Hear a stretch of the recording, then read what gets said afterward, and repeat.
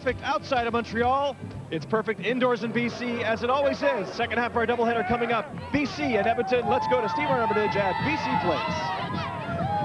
Thank you, Tom. It's a key Western Division game for different reasons. Under the dome at BC Place in Vancouver, the Lions and Eskimos. Here's Kemp. Tip and intercepted. Lacoste, the rookie, will take it all the way for a BC touchdown. A timely interception. Paul Lacoste picks one off, and BC win their 10th game of the season. Today, the CFL on CBC. Led by Damon Allen, the Lions will once again call on his considerable passing and running ability to generate what has become a feared and versatile offense. The Eskimos' Nealon Green has the skills and is getting the much-needed experience at quarterback. Now, the second-year pro must deliver. Almost 700 yards rushing. Troy Mills is the key to the Edmonton running game. Since leaving Winnipeg, Grant Carter has found a home with the Eskimos' defensive line. A line sure to be tested by the Lions' Robert Drummond. 21 yards shy of the magic 1,000. The leader on a very good BC defense, David Benefield. The road to the Grey Cup stops in Vancouver, and the renewal of a Western rivalry, the CFL on CBC.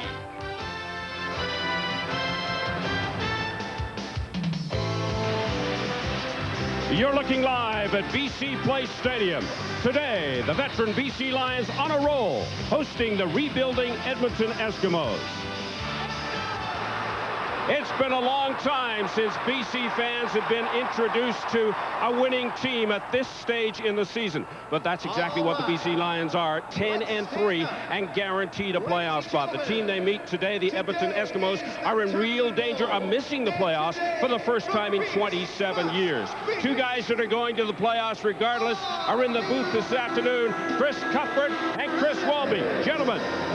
Thank you, Steve. The Edmonton Eskimos on the edge of a real historical cliff. Their next loss will ensure their first losing year since 1971, Chris, and that's a position that this team and their head coach really unaccustomed to. I think the biggest thing is the fact that they're not used to losing. They're 1-6 at home. They actually have a better record on the road, and that forms some sort of hope for the Edmonton Eskimos right now. Don Matthews has said about his team, you know, even though we're 4-9, we really believe, we have a belief in the locker room that we can turn this thing around, and maybe they can, and they got to start today if they have any chance of making that postseason. Go back in history, 1971, the Eskimos did win their last 5 games. 2 years later, they were in the Grey Cup, so it can turn around in a hurry. How about the BC Lions, right now the best team in the country? Well, they have just got so many weapons. I mean, you got Damon Allen, which really surprises me. Here's a guy that's never really been given recognition, probably having an MVP-type season. He does it all, but he is the guy they say doesn't have to carry the team by himself anymore. He's got enough weapons to distribute it. He's got Drummond in the backfield. You got Jimmy the Jet. You got AJ. You got downtown Eddie Brown. The phone book continues to grow. Okay, let's talk turkey. What are your keys for the game today? Well, I think if I'm offense and I'm doing with the Edmonton Eskimos, you got to start making smarter decisions on offense. Don't hold the ball. 7 sacks last time. On defense, you got to destroy the double D. Take Damon Allen and Robert Drummond out of the game. Make them throw the football. For BC, keep all your weapons happy, man. You got everybody out there. Distribute the football. And on defense, I think it comes down to one thing. Nealon Green will kill you if you get to the outside because he uses his legs to destroy defenses. Eskimos have won 9 of the last 10 visits here, but as we found out this year, history hasn't meant a whole lot for the green and gold. Steve? The BC Lions are going to the playoffs. Will it be a Western semifinal or final that they host? The Edmonton Eskimos in danger of missing the playoffs, but that will not lead to desperation football, according to the head coach. I don't think you can play desperation football and play your best football. And we have not ever spoken like that to our football team. All we've said is prepare your best, go out, play your best. Don't make mental mistakes. Don't take penalties. Play your best football. Expect the best from your opponents. Then we'll see how it happens.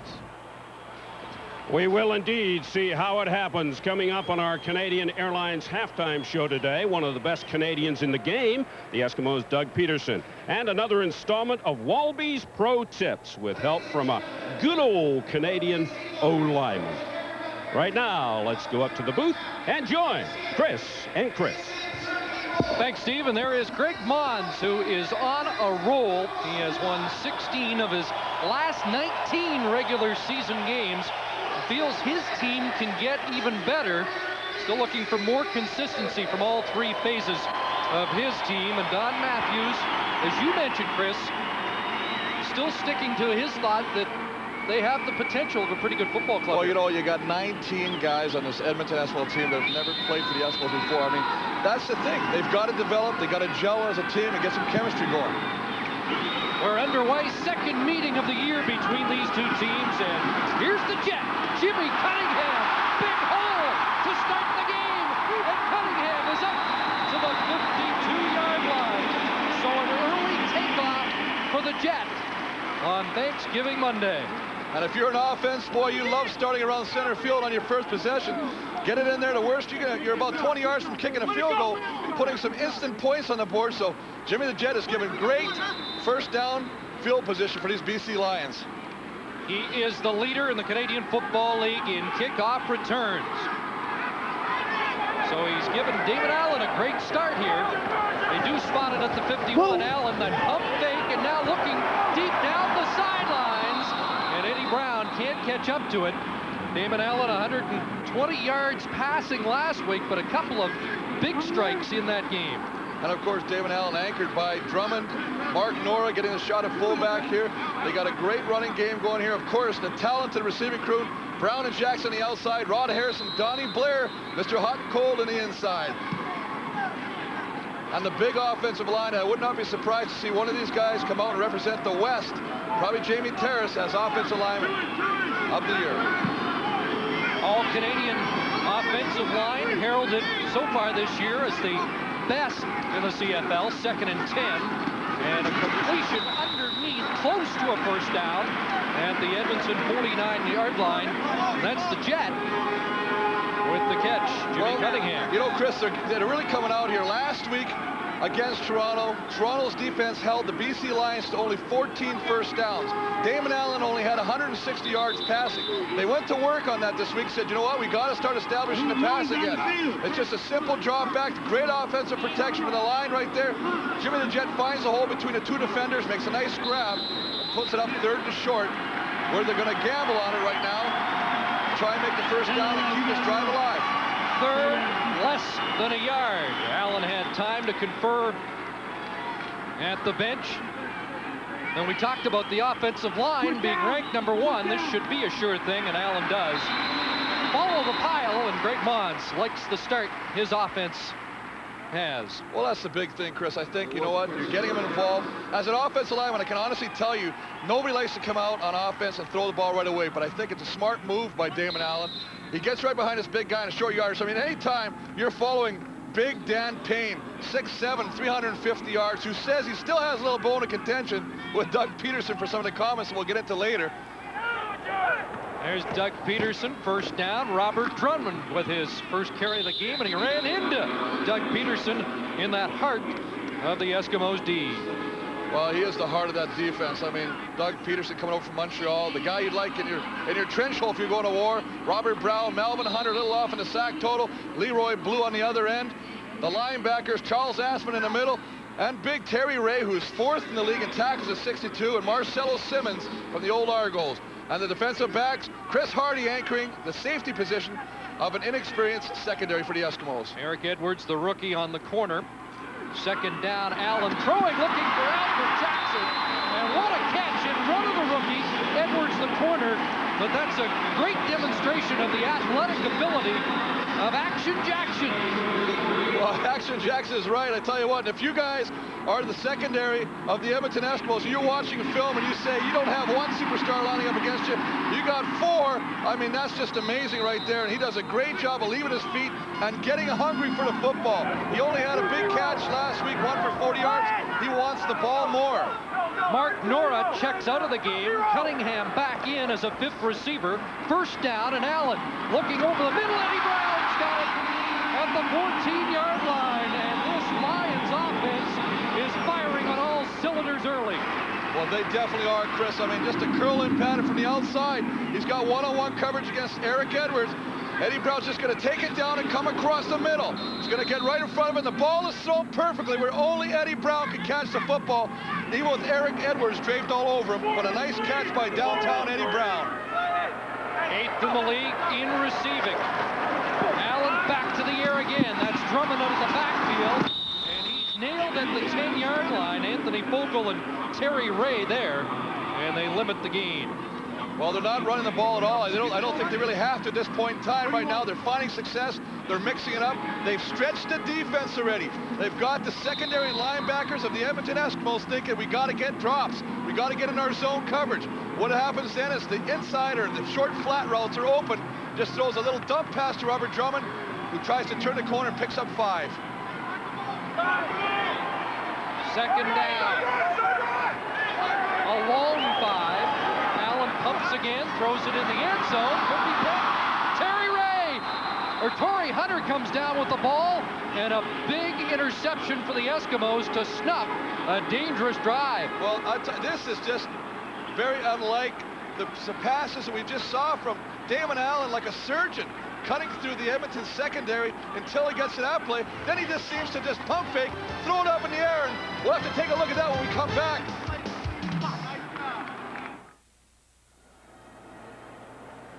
Hey, happy Thanksgiving, Canada. Love you, well, Torrey Hunter's wishing everybody a happy Thanksgiving because he just picked off a turkey in the end zone right there. The guy that I want you to watch is this right here. Watch Jimmy the Jet Cunningham as we run the play. He's going to come open. Now, Damon Allen does not see him. Now, freeze it right here. Look at how wide open he is. There's nobody there. Damon Allen does not see that. Throws it up in the air, and as you say, comes down where no one is. Torrey Hunter with an easy interception. Matching the number on his back, 4th interception for Hunter, and that's the first Allen has thrown in 4 games. Well, you know, he definitely wants that one back. I mean, it's just so uncharacteristic of that drive. They really dominated that drive, and it looked like they were just going to come in for an easy score situation. But, you know, it is one of the signs that's plagued BC so far this year. As strong as they've been, they haven't been clicking completely. And again, a promising drive is snapped. And Troy Mills goes to work for Edmonton, the #1 rushing team in the CFL, and Mills gets a good gain on his first carry of the afternoon. Well, nice job of just pulling entire flank right. The whole left side of the line comes around on the quarter. Nealon Green with Troy Mills and Big Sean Millington at the fullback.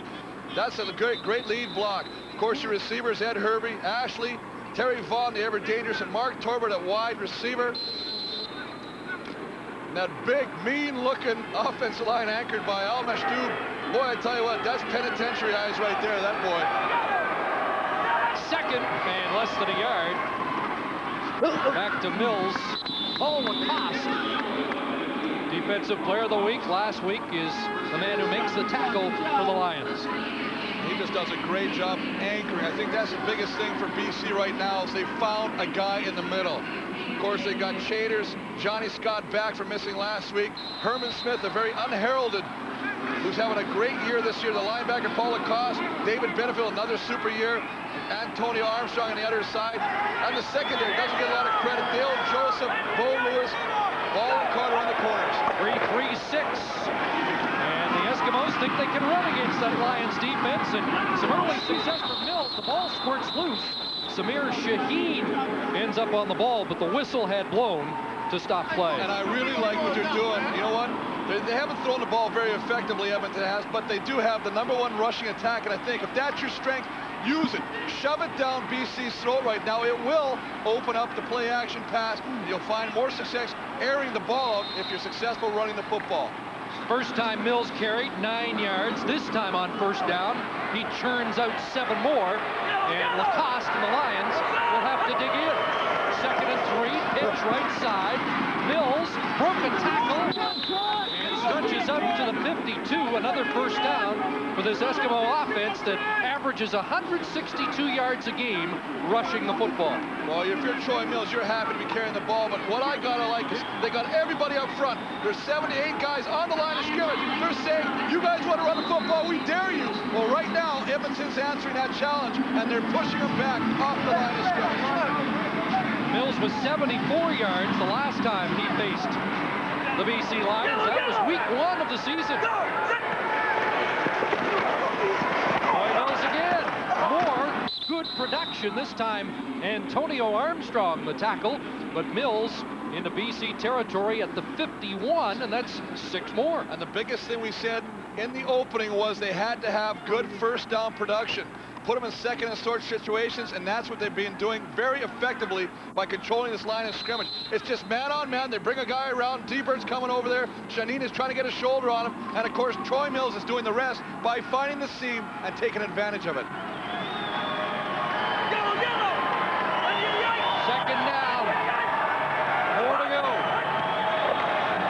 They keep giving the ball to Mills, and why not? Troy Mills has another first down. Mills 7th in the league in rushing, but that's a little deceiving because he's only played 8 games. He was out with a rib injury early in the year. And those are probably one of the toughest injuries to come back. I mean, here we got the play, and all it is a straight dive. Now look, he gets behind his offensive lineman, and that's great vision to fight off the block, find an opening, squirt through, pick up what you need to keep this drive going. Ball now at the 47 of the Lions. Keep calling his number, and this time they stop up Mills behind the line of scrimmage. Noah Cantor's in on the tackle along with Antonio Armstrong. Well, Noah Cantor does a great job, but it's just a question of going to the well one too many times. They start recognizing it's just going to be a sweep left, little pitch out, just going to pitch it to him and try and find the opening. He doesn't stay. They stretch it out, and what he tries to do is cut back against the flow. Every time you try and cut back, the pursuit will get you, as evidenced by that play of Antonio Armstrong and Noah Cantor wrapping him up. Like Steve Armitage, Noah Cantor, a graduate of St. Mary's University. And he's been coming on this year. Second, and the first pass of the game for Green. Little hot feet, but then delivers the football and a completion to his favorite receiver, Terry Vaughn. Well, that's just a nice job of working quarterback receiver. As you said, Nealon Green got happy feet. They were bouncing around. He was sure, if I'm going to run, I'm going to throw. Initially, they took the coverage away from him, did a great job. He's going to sit back there. Now, the offensive line, they're doing an excellent job. You can see Troy Mills sneaking through there for the outlet pass, but they give him enough time to look downfield. As you say, the veteran finds the opening, Terry Vaughn, with a nice catch. Edge number 61 for Vaughn. He's 5th best in the league in receiving. Back to the ground, back to Troy Mills, and down to the 27. An adjustment on that offensive line for the Eskimos. David Heisman now in, 6'5", 335, in place of Shaheen, who has gone to the bench. Well, they got to have, whenever you have an offensive line, you got to have backups, the guys that come in quality and place. You don't miss a beat. But as you see, Heisman right there, the guy comes off the block, comes in and makes the play. That position normally held by Val St. Germain, but the foot injury has knocked him out this week. Second down, 7 to go. Nealon Green has to dodge Benefield, now throwing, and a great defensive play with the knockdown by Raphael Robinson. Looked like he had Vaughn open. You know what, Chris, that it was exactly that. Nice job of the wrecker, Raphael Robinson, coming and following his man, and this is what you call closing on the ball. It's there. He thinks he's got the catch. Terry Vaughn's ready to take it up, turn it around. Raphael leaves his feet, knocks it down, and in effect, kills this drive and forces Edmonton to go for 3. So Sean Fleming comes on a week ago after being re-signed by the Eskimos. A disastrous day against Winnipeg, 1 for 4. The Eskimos got 3 days off, but Fleming worked through those 3 days to try and get his form back. An early test for Fleming, and he passes it. The Eskimos get on the board. And you saw him before the game going through the mental preparation of kicking, getting a swing there, and it's evidently paid off already as he kicks 1 for 3 points for the Edmonton Eskimos. Back to BC Place Stadium in Vancouver. The Eskimos leading the Lions 3-0. With me now is the chairman of the 99 Grey Cup Committee, Jack Farley. Jack, this place is going to host the Grey Cup game for the 11th time. How are ticket sales going? Ticket sales are going great, Steve. Last week was a huge week. Sold over 5,000 tickets. We're at about 26,000 at this point, and we're right on track. You're inviting fans from across the country to come join the party. What are you offering besides a great football game?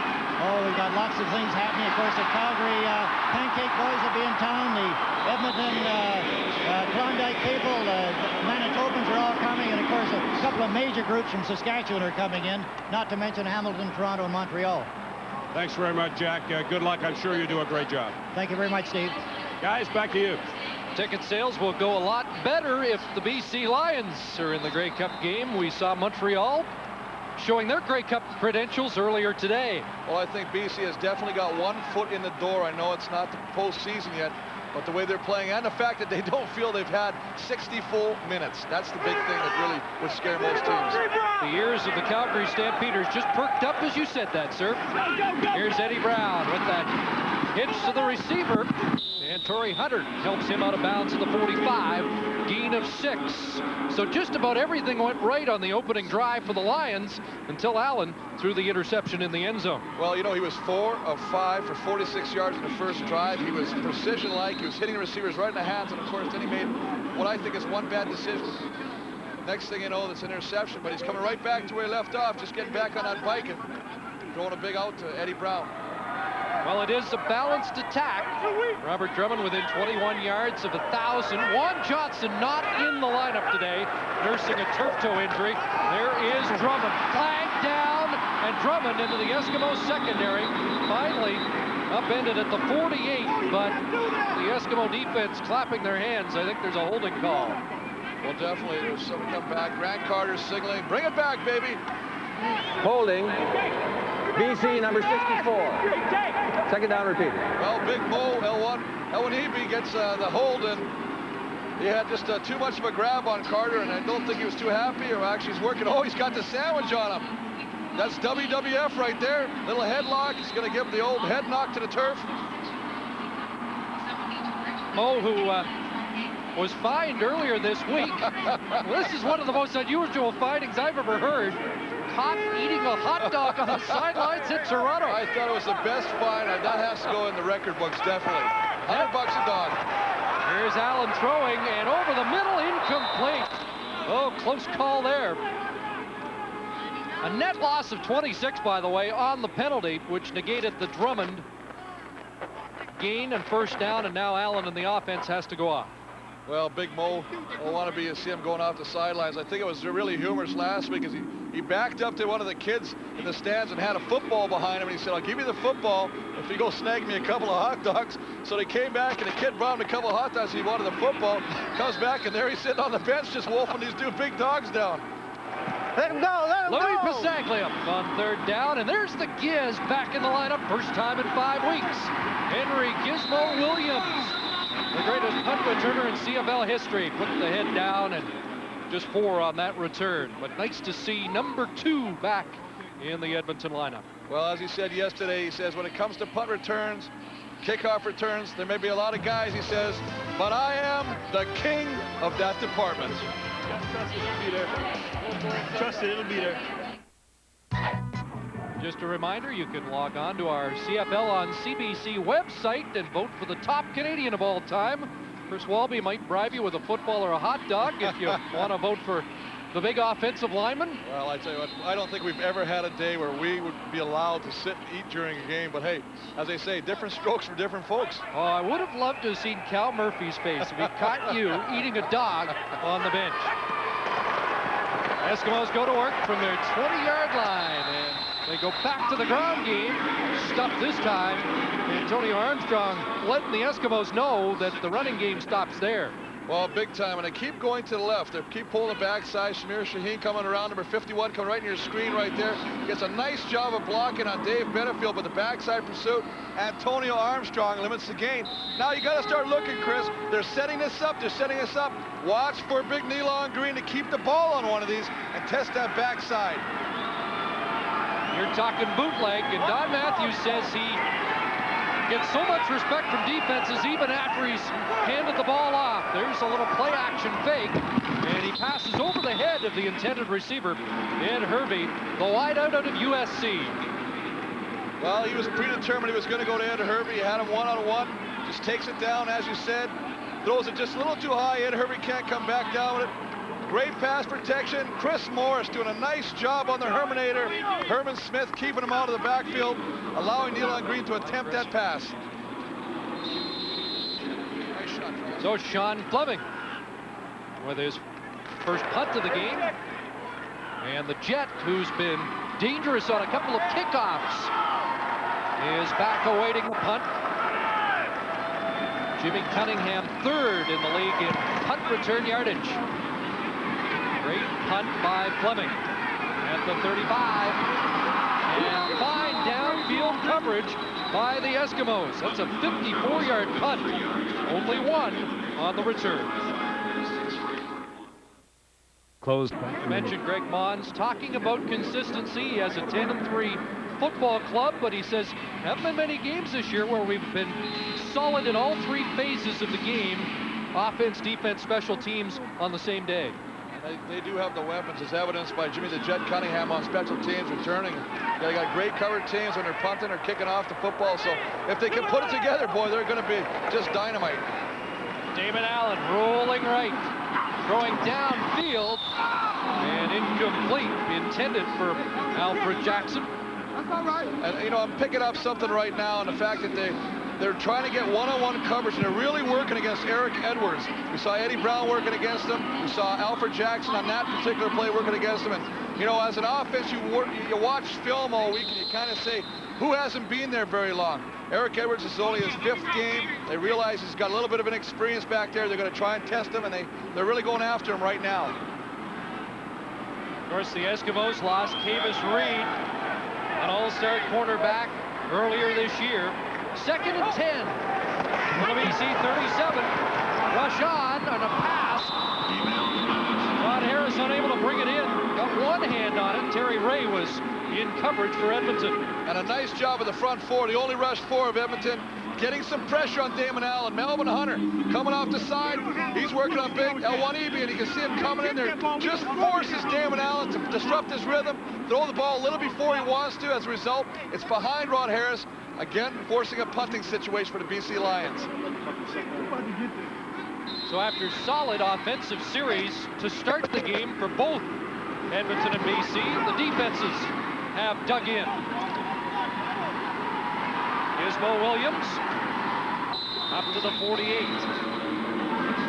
Some suggestion in Edmonton this may be Gizmo's final game back in the lineup today, but Brett Bailey, who lit it up early this year, is ready to return from an ankle leg injury. And well, you got a guy like Gizmo who can do it at any particular play. I think the thing they're really nervous about, the guy keeps himself in just tremendous shape, but he has had a string of injuries lately, and that usually is indicative of the years you've played. Your body just doesn't recover as quickly.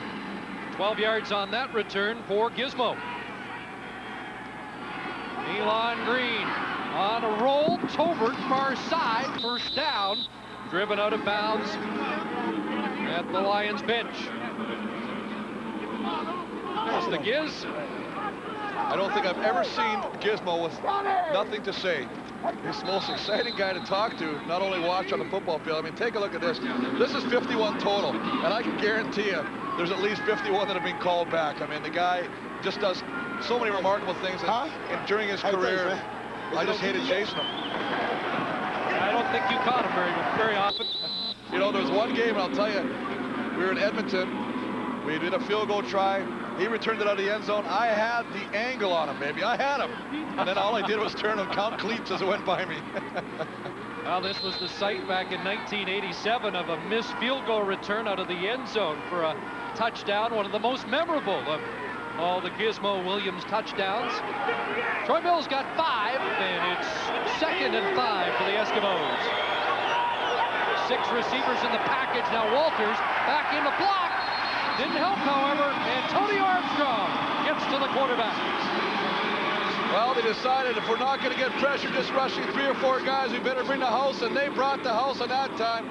Rushed 6 guys, not enough guys to pick up everybody, and as the quarter ends, they really put some pressure on Nealon and wrap him up for a big sack, and again, stall that Edmonton offense. He was sacked 7 times last week, showing some frustration here as the first quarter comes to an end in Vancouver.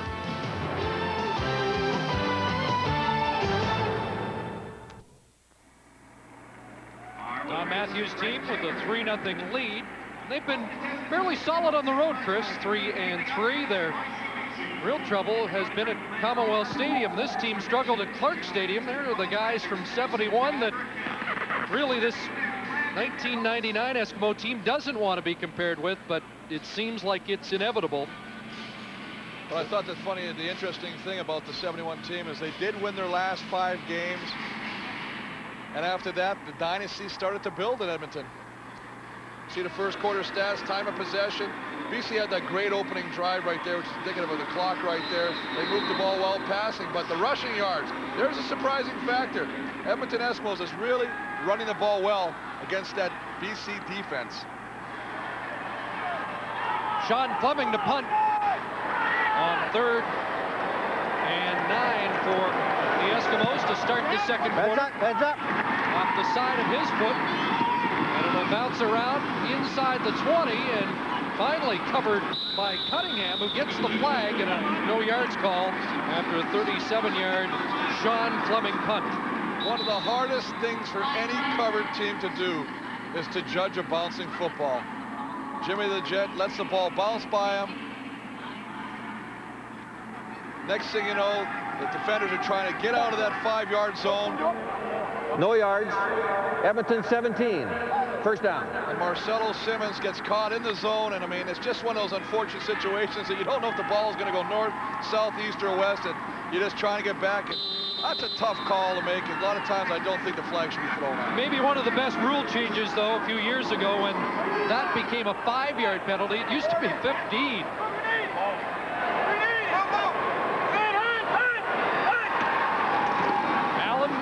To Robert Drummond. Charles Asman, the first man to get his hands on Drummond. At the 26-yard line. Gain of 5. Well, as you said, he needed 21. He had the one big run already, but he got called back by a holding penalty. He might have had the 1,000 yards in that play, but they're going to give it to him again. I think this is the way you got to do now. He came out throwing the ball so effectively, BC did, but I mean, you got a guy like Robert Drummond here right now. Give him, he's a workhorse. Give him the football, let him do what he can, because he'll kill you. 3 100-yard rushing games this year, 1 in week 1 against the Eskimos. Second down, pressure on, Allen in trouble, and Melvin Hunter has him wrapped up. Melvin Big Game Hunter, who has many of his biggest games against the BC Lions. Last year, 6 sacks against the Lions. Well, I tell you what I like, the way this team is playing. They're running a little blitz. He's right here. He's going to come back inside. You see him loop inside, working against Jamie Terrace. He just forces Terrace back into the quarterback. This is an inspired performance I'm seeing from the 4 and 9 Eskimos who are playing on the road. And maybe there's something to play in front of an angry crowd because they're used to it at home. Hands. 24-year veteran Louis Pisaglia with the kick. There's a flag for no yards, and Gizmo, oh, he almost broke that. Yeah, Chris, he got his legs churning, and he just kept going, and you see the pile moving back almost like a scrum in rugby, and as you say, he almost popped through there. Even with the no yards call, Greg Mons looks upset. 46 yards, the punt, 16 the return. And I'm sure they'll take the return as opposed to the 15 or 10 yards they would have got for the no yards. But, I mean, again, excellent field position. No yards. BC number 10. Penalties declined. First down. For the Edmonton offense to operate in BC territory. And this is what you want. Dave Donaldson called for the infraction. So 46-yard line, that's where the Eskimos will start when we return to BC Place Stadium.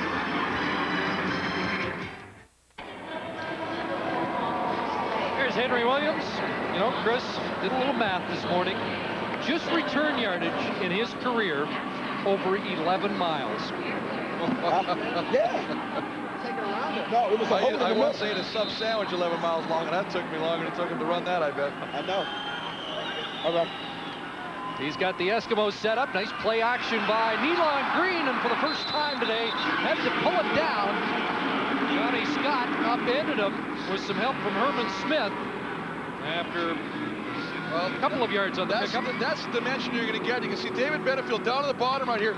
He's going to keep working around. He comes now because of the extraordinary ability of Nealon Green to feel the presence and take off. I mean, this is the dimension that he brings. His legs will hurt you. Trying to be become the first quarterback in the CFL to rush for over 1,000 yards since 1991 when David Allen did it. 2nd and 8. Green in some difficulty, but he can get out of trouble with those great legs. Diving over the 35 to the 33, and that's a first down for Nealon Green. I think one of the things that you like to see out of a young quarterback, Don Matthews said this yesterday, you know, he's made some mistakes in the past. Last week he was sacked 7 times. He came out and said it. He held on to the ball too long. Got to make quicker decisions. But one of the things he'll say about Nealon Green is he will adapt and correct those mistakes and learn. And he does it this time. He sees nothing, and this is just all athletic ability to get to that first down. He is 6th in the league in rushing, and remember, he's missed some time with a torn hamstring. Here's the projection. That was his best carry of the game, and he's going to call his own number here on the quarterback sneak, but it closed up in a hurry. Well, that's right, Chris. That's a predetermined call. He just sits back there. It's an empty backfield. He's the only one there receiving the football. Just takes the football, hopes the offensive line is going to go outside. There's nobody else around. He's just going to run around, but you got to give credit right there. Johnny Scott, Dave Chaders do a great job of staying at home and making that play. Well, he's been compared with Damon Allen a lot. That last play was a favorite of Doug Flutie. But only a yard, 2nd and 9. Quick release, and Ed Hervey with the catch at the 25-yard line. That'll be about a yard short of the first down. A yard short, but the ball is on a rope. One of the things they say about Nealon Green is you don't like him getting hot early because it could be a long day, and he has really thrown the ball with authority. I mean, that is right between the 8 and the 1 for Ed Hervey. A beautiful throw, beautiful delivery, and they're 3rd and short. You know, if I'm a coach, you're going for it. I think that's what they're going to do. You know, in defense of Green last week, he has been plagued with the injury, sat out a couple of weeks, comes back last week. He's a rookie already, and there was a little rust on him a week ago in the game against Winnipeg, albeit it was a costly loss. You know, the biggest thing about the rust, Chris, is the fact that, you know what, you talked about his hamstring. He didn't want to come out. He tried to play with a hurt hamstring. There's a lot of players that get banged up or nicked up, and they're on the bench because they don't want to hamper. He's tough. This kid's tough. He says, you know what? I'm going to stay in as long as I possibly can. Here's Steve Harden, the offensive lineman who came in on that 3rd and short situation. You know what? And I'll tell you something about Steve Harden. Watch him run off the field. Worst thing that can happen when you got to go in is usually you got to run across the field to get into the defensive line. By the time you get there, you're looking for the oxygen, and you got to run all the way back across the field where everybody can see you. Eskimos are driving the football. First down. The counter to Troy Mills. Big hole left side. And he crashes down to the 12. Well, they're running this play left and to the right side of the football field, and they're doing it so effectively. It's just pulling backside. You're going to see the guard, Leo Gronweg, with a great block. Sean Millington in front of them right now. Everybody is getting a hat on somebody, and as a result, they're opening up lanes or good vision for Troy Mills. I mean, take a look at this right now. 12 carries for 59 yards for Troy Mills and the Eskimos. Only 2 carries and 7 yards for Robert Drummond. Remind you, though, he did have the one big run early for about 20 yards, but it was nullified by a holding call. Mills, a 33-year-old veteran, at 178 yards against the Saskatchewan Roughriders, 127 against Calgary. Was in the doghouse a bit because of the rib injury, because he didn't put the flak jacket on. Well, I mean, you can understand that. It's like anybody at home put a big park on, one of those big snowmobiles, see Goodyear tire blow-up kind of things, blimp, and then try and, you know, carry the football. You can't. It gets in the way. You don't feel comfortable taking the ball from the quarterback. Second down, less than a first down, and Green in some trouble. Down he goes. Johnny Scott wrapped him up and tossed him down. And you talked to Johnny Scott yesterday. He's got a lot on the line here. Well, he's very, I know Johnny Scott. I played Johnny Scott when he was in the States. He's a great football player with great explosion, and he has a lot of pride as a football player. You're going to see him right there. He's just going to keep working on Chris Morris, keep coming around. Works, beats him. Nealon Green tries to get around. Nice job of keeping your feet working and driving right to the quarterback. He knows he's saying, you know, there's some train rumors, but he's going to say, I'm going to eliminate all that. Second down. Elon Green can't find anybody, and he'll go down at the 20.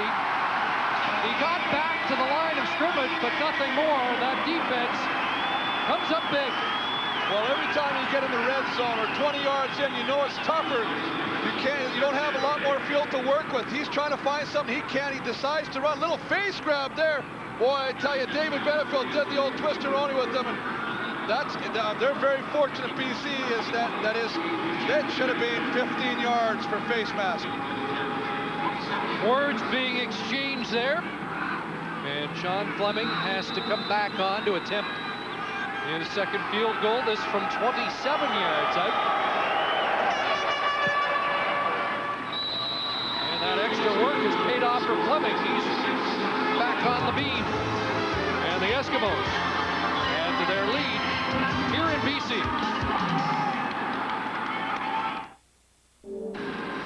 BC Place Stadium in Vancouver was opened in the early 80s, been used for a lot of things. I don't think too many times for a wedding chapel. The president of the BC Lions, Glenn Ringdahl, married Sherry Cooper just before the kickoff. They'll honeymoon in Arizona next week. Guys. And our congratulations to Glenn and Sherry on this Thanksgiving Day. Well, I'll tell you, I feel a lot of love in that room there, Chris. I got the tissue going to the yellow eyes. You've always been an old softy.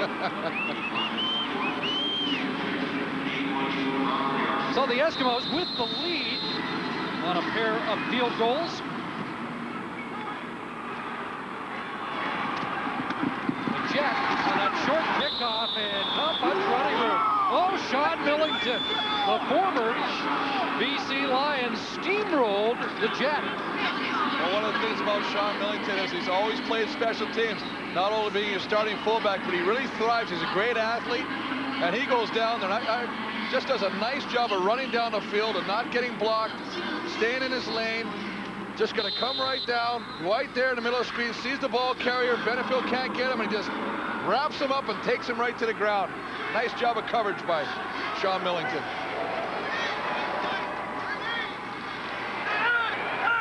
So the Lions start at their 29.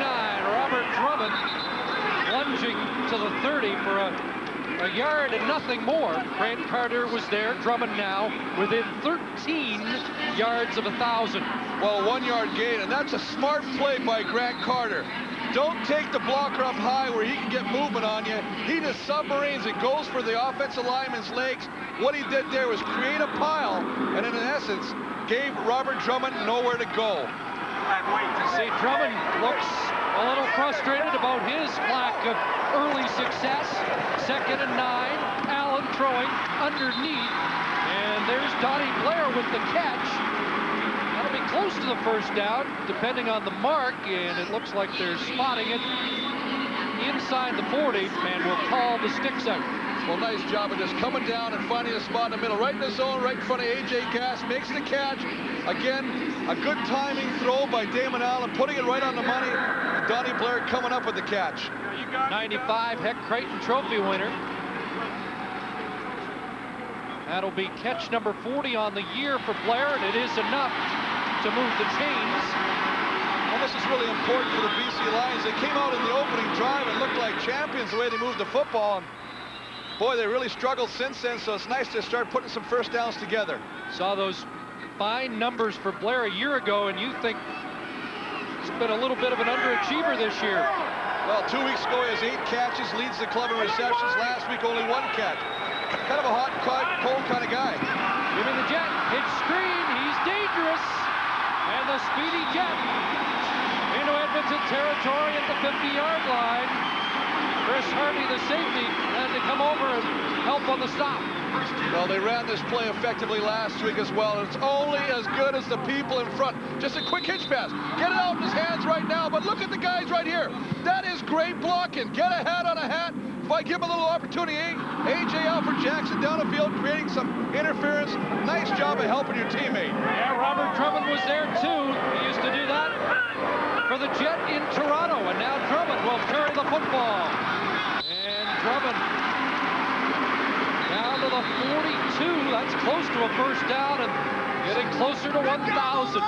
He was a 1,000-yard rusher with the Argos in '97 and looking to pass that mark for the second time in his career. Well, the boys are just getting fired up on an offensive line right now. They're getting angry. Remember, these teams don't like each other, Chris. The first time these guys played this year was the first game of the year. They each had 15 or 16 penalties apiece. A lot of not loving each other here, and I'm using that politely. Second and about a yard and a half for Drummond.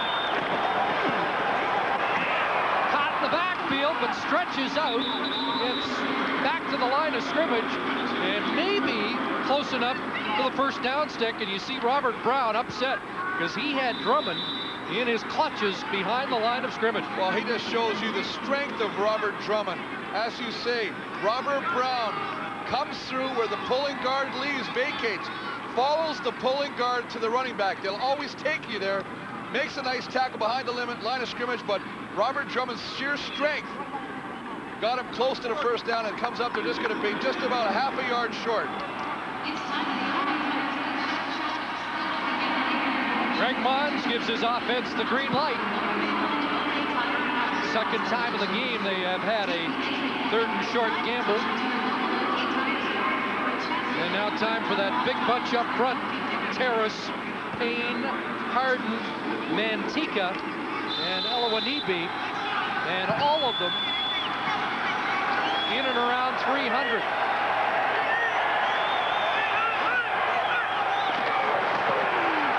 Allen will follow the pile and move the sticks. Well, he runs right behind the anchor, Jamie Terrace, Steve Harden, and Dan Payne, a couple of slim 330, 350-pound guys, if you can use the word slim to describe them.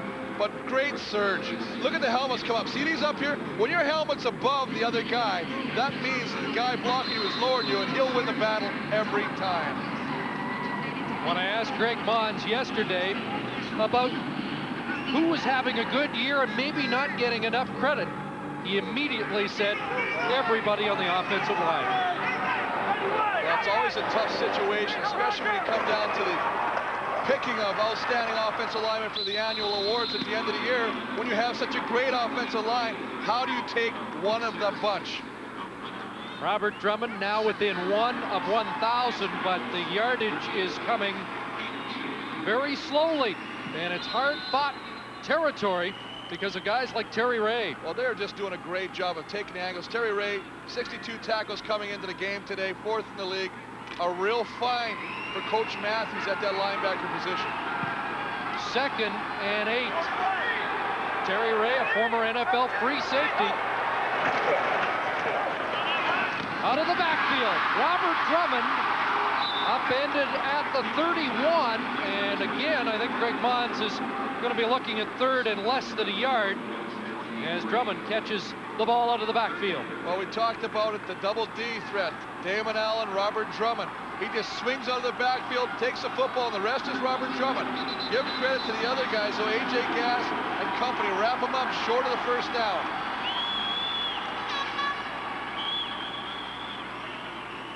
See Coach Joe Paupau over here, the offensive coordinator. Wants to get a play sent in.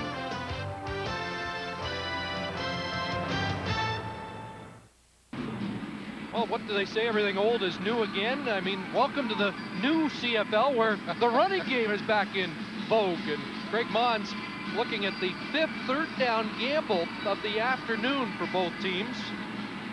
Well, you know, he's been successful on the other ones. I mean, it's just a little over a yard. You got the big hoggies in front. You got a great running back in Robert Drummond. You'd always have the potential of Damon Allen faking it and keeping it. I mean, I know it sounds like a gamble, and probably is the way Edmonton's defense is played, because they have really come out today and made BC earn every yard they're getting right now. 3rd and less than a yard with 3:05 remaining in the first half. Seems to be a problem. You guys want to go home? And there's a problem. The officials conferring with the timekeeper. And the Lions told to huddle up. BC drove downfield with their first offensive march of the game, but Damon Allen threw an interception. We're talking about the running game last year. 2,000-yard runners, but Robert Drummond within reach of becoming the third man through 14 weeks to reach that milestone. Allen pushes forward again, and I don't think that play had been whistled in. Dave Ewell.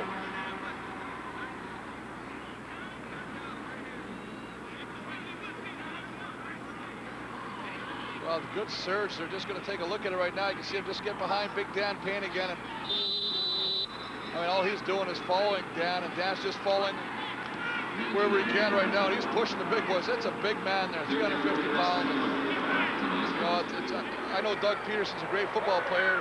That's why I like to watch that matchup, because they don't have a lot. They don't like each other, those two, number 94 and number 57 at BC. Chris, that was just a dress rehearsal. Now they'll do it again. And once again, they follow the House of Pain in the first down territory. The House of territory. Pain, I mean, it was just like a replay. They did the same thing. He just tucks in behind the big man, Dan Payne, and reaches forward. They're going to measure it. And again, these are really the tough ones right now, because it's not where you end up. It's where the official actually marks it. You can see him coming off the line of scrimmage, getting the head down, roll blocking, whatever you got to do. Just keep those guys, in this case, Melvin Hunter, away from the quarterback. Now they'll measure and see if they just stretch them out, and they do. And it's a first down for the BC Lions. Mentioned the Eskimos #1 running the football this year. The Lions #2 averaging 146 yards per game. You know, and I remember Robert Drummond when he played in Toronto with Don Matthews. They used to go for 3rd and 3 because of the talent that running back had. First down, Lions looking for the first points of the game. And here's Drummond, and he's over 1,000 with that carry. Again, the yards coming grudgingly. Terry Ray looks like he's spying Drummond, because every time he catches or gets the football, Terry Ray's in the neighborhood. You know what, Terry Ray's doing a great job, but I tell you, the guys up front, Grant Carter and boys, are doing an excellent job of not being blocked. They're staying on, reading the play, fighting off the block, and making the play. And right now, they're limiting the game. Yeah, they're picking up 2 yards, but watch this as guys come back in there. There's a lot of white shirts right there. So for the second time in his career, over 1,000 yards. Allen, 2nd and 8, got hit as he released, and Don Blair, the intended receiver, was turned around and couldn't come up with the ball. Well, Edmonton's not just playing basic defense right now. They've changed some things up. They're coming after you. They're in your face football right now. Marcelo Simmons comes on the blitz, the outside linebacker. He comes through, does a nice job of getting into Damon Allen's face as he's throwing a football, and in fact, forces the football to be overthrown and out of bounds where Donnie Blair can't come up with the catch. That ball uncatchable, and now Louis Passaglia will attempt the 35-yarder in game number 386 of his incredible career. Louis on the mark. That's field goal number 834 for Louis, who started in 1976. As BC on the board late in the second quarter.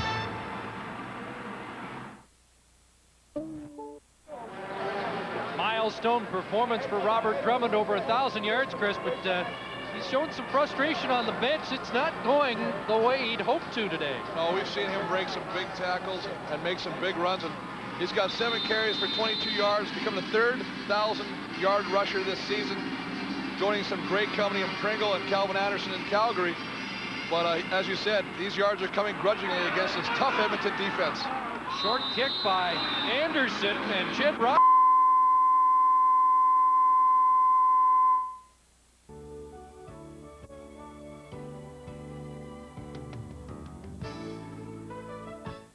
The Eskimos defense made it tough on him this afternoon. Well, he had such great success against the Toronto Argonauts running the football in the same place, just a deep handoff, and let him find his way. But as you say, the speed and tenacity of the Edmonton defense is limiting these games. Under 2 minutes left. First half. Elon Green, Ed Hervey. He's a speedster. Hervey trying to get outside against Eric Carter. Well, this is a nice far side throw. A lot of times we talk about the width of the field and where you're in. He's throwing all the way to the wide side of the field. He's on the left hash. He's throwing this ball a mile. Now, nice job of catching the ball by Ed Herbie, and again, we talked about the speed. Eric Carter's no slouch in the speed department either, but he just runs out right there. All-American track star at his first 100-yard receiving game last week. Now Green with some blocking up front. Elon Green diving over the 50-yard line, and he'll have close to 5. Just as a set play, it's just a quarterback counter. Instead of handing the football off, he's just going to sit there and wait for his pulling guard, Big Davey Heisman, to get in front of him. You see him coming around right now. Now he's got to make a decision to go back to the outside, but give Raphael Robinson credit. He beats the block of David Heisman and comes in and makes the play.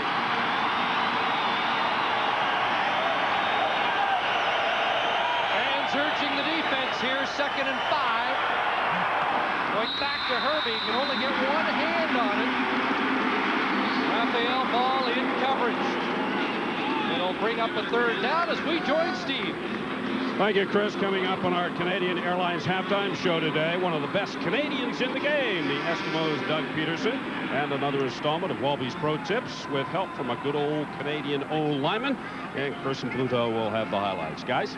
And Steve, you know Chris Walby likes this first half because we listen to him every week telling both offenses to run the football, and for the most part. Well, you know, they must be listening because I tell you what, aren't we talking about all of a sudden we're going to changing the guard? The passing and the rushing is starting to climb up in the stats again. Sean Fleming the kick on 3rd down. Cunningham from his 20. Flag goes down as Cunningham hits the turf at the 27, a 39-yard punt. 7 on the return. And that flag came from well away from the football, which is usually indicative of a blocking from behind or a legal block. And I'm sure they're going to march this back against the BC Lions, making their start even deeper in their own territory. So the penalty marches the football back deeper into Lions territory. At the 15, Greg Mond's team in a hole. See Jed Roberts going down there, take a look, trying to find the football right there. 53 of the BC Lions. Matthew Baudouin, a rookie. Rookie Canadian D lineman.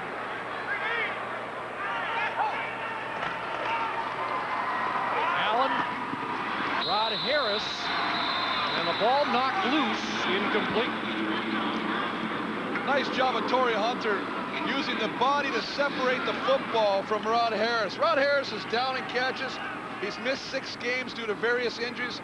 He really doesn't have to be the go-to guy anymore. But a nice job of just getting the smack, dislodging the football, and negating that first down, which might have been a completion. Big play now here. It's 2nd and 10. 64 seconds left in the half. Lions are backed up, and Edmonton could get the ball back in good field position. They can stop the clock as well. Allen's got to go to the air, but wide open. Rod Harris. And a huge first down for the Lions. Now they can think about putting points. Well, you know what, Chris? Make me look dumb. I mean, it's not that hard sometimes. We just talked about the fact that Rod Harris does not have to be the go-to guy. What do? They go right back to Rod Harris, finds a little opening in the middle, just comes over to see him. There's nobody there, makes a great catch. A.J. Gassman has to come over and wrap him up along with the safety, Chris Hardy. But they do have a first down now. Now quickly, Donnie Blair tripped up at the 40.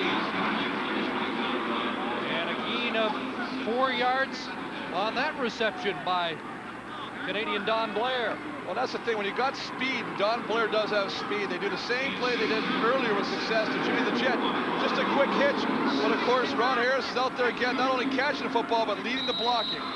They call it 2nd and 4. Clock running. 45 seconds to play. And another completion. There's Harris. An All-Canadian in 93 as another Lions first down.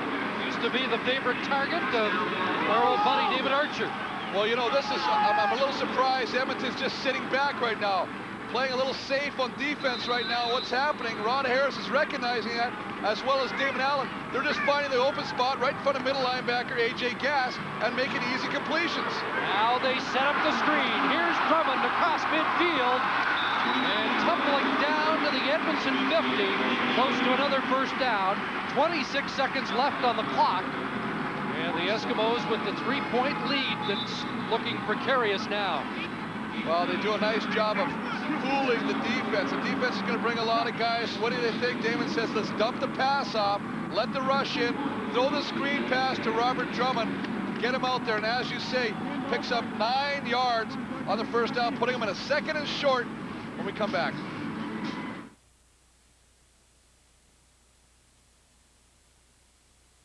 A.J. Gass getting to his feet. He's bothered by rib problems this year. Not sure if that's the situation again, as he was wiped out by Jamie Terrace. Well, he actually went after Jamie Terrace to take the blocker on, eliminate that one blocker, and end result, took a good shot in the back, and we'll see what happens if he comes back later. 2nd and about a foot, and they'll just plunge to get the first down. 14 seconds remaining in the first half. This brings us to an interesting situation, Chris. You got 14 seconds. Do you take, you know what? Do you do a little gamble here? Do you stretch the defense, try and go for one big play right now? You know you can still move it up on 2nd down, or do you just chip it away to get in field goal range? Flag down. Robert Drummond getting it into field goal range with markers on the field. Well, let's find out what the penalties are all about. This will be a big call if it goes against BC, because it'll put them back, take them out of field goal range, and of course they've used some of the clock with only 3 seconds left. Penalty decline, 3 seconds remaining. Greg Bonds wants a timeout. I don't think they can get another play in here with 3 seconds left. And now they take the timeout to get the field goal unit on. Otherwise they might have got caught. Well, too much time. They still could use their timeout. It's a little interesting right there. They declined the penalty. Given the opportunity to try this long field goal. It's going to be about a 47, 48 yarder. I think the longest that Louis has kicked this year is 47 yards. So this is going to be right close to where he has tried the longest one. It's 45, so it'll be 2 yards short of his longest one of the year. Louis was 2 for 2 last week. Kahari Jones will hold. Trying to tie this game at the half. He misses. And it grazed the upright, which makes the ball dead. And the Lions should be thankful about that, because Gizmo was ready to rumble. The best part about that was Gizmo thought, what the heck, nobody's around me. I got open field. But of course, the rest of the cover team heard the whistle, kind of slowed down. And you're going to see the opportunity right here. Tees up by Kahari Jones and just swings a little left. You can just see it just graze the upright. Referee, I mean, that's a great call. The guy is standing right underneath this gentleman here, and he's made a great call on that play. So a near miss for Louis, and it remains 6-3.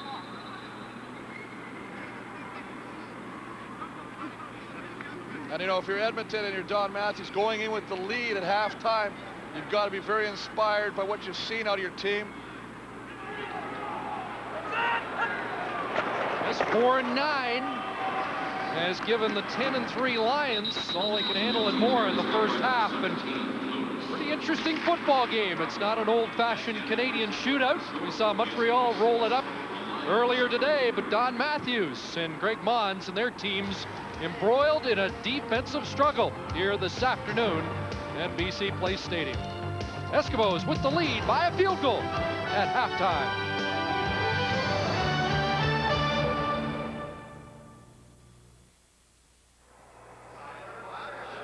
Welcome back to BC Place Stadium in Vancouver. A beautiful fall day outside, perfect inside. Can't beat the CFL, CBC. That'll get you on TV every time. Welcome to our Canadian Airlines halftime show. It's been a battle of the place kickers so far. Sean Fleming leading Louis Pisaglia 2-1. The Eskimos in front of the Lions 6-3. The Eskimos finished 9-9 last season and made a lot of changes in the offseason. Some said too many. But one of the better changes, according to most, was the acquisition of Doug Peterson from Charlie Lake, BC.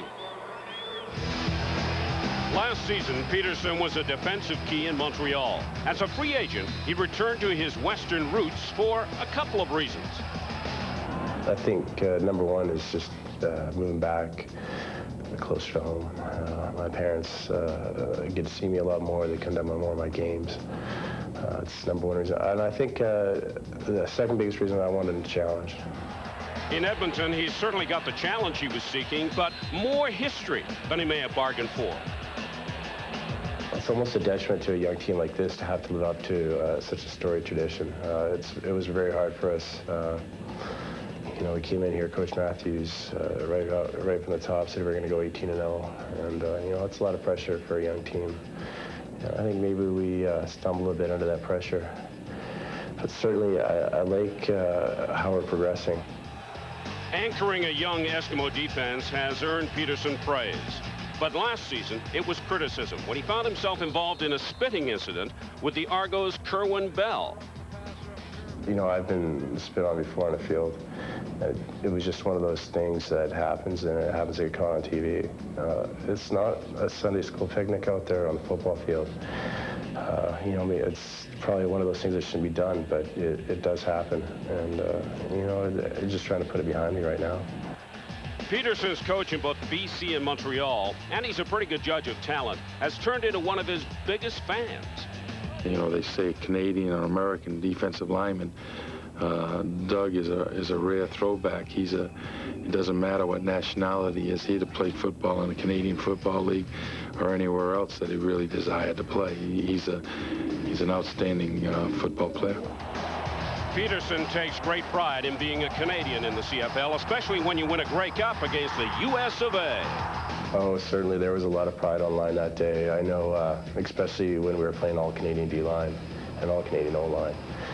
Up front, we felt we had to prove ourselves against an all-American team, and I think we stood up fairly well that day. I feel a lot of pride playing in the CFL. We can claim football as our own. You know, we've had the Grey Cup here for over 100 years now, so certainly there's a lot of pride, and I hope more than anything we can keep it here in Canada and alive and well.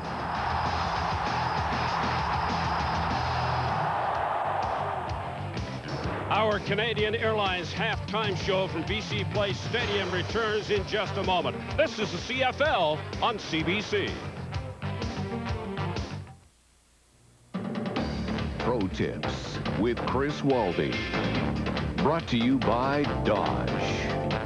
Hey, welcome to Pro Tips. Listen, I'm sitting down on a job today, but I got to tell you, if you're going to be a quarterback throwing for 5,000 yards or a running back rushing for 1,000 yards, you better make sure that you got some grade A beef up on that offensive line. And with me today is an up-and-coming star, Mr. Mo Elwanibi. Thanks, Chris. With me today is Herman Smith, our defensive end and pass rush specialist. What I'm going to show you is my reactions to a head-up defensive lineman and a wide defensive lineman. When he's head up on me, what I like to do is power set inside with my right foot like this so I can react to an inside move right off the bat, and he has to go over me to get to the quarterback. When he's wide, I like to set up in a angle stance like this. My first step's a 45-degree step backwards. I set up like this. I can watch him wide if he's trying to rush wide on me. I don't have to go out and get him. I can just watch him by the quarterback. This inside set lets me automatically block off an inside move to the quarterback, and all he has to do is he has to try and get over top of me to get to the quarterback, and I'm in the perfect position. Hey, great tip, Mo. Listen, you can be as big as a house, you can be bad to the bone, but you still got to have those sweet feet of a dancer. See you next time.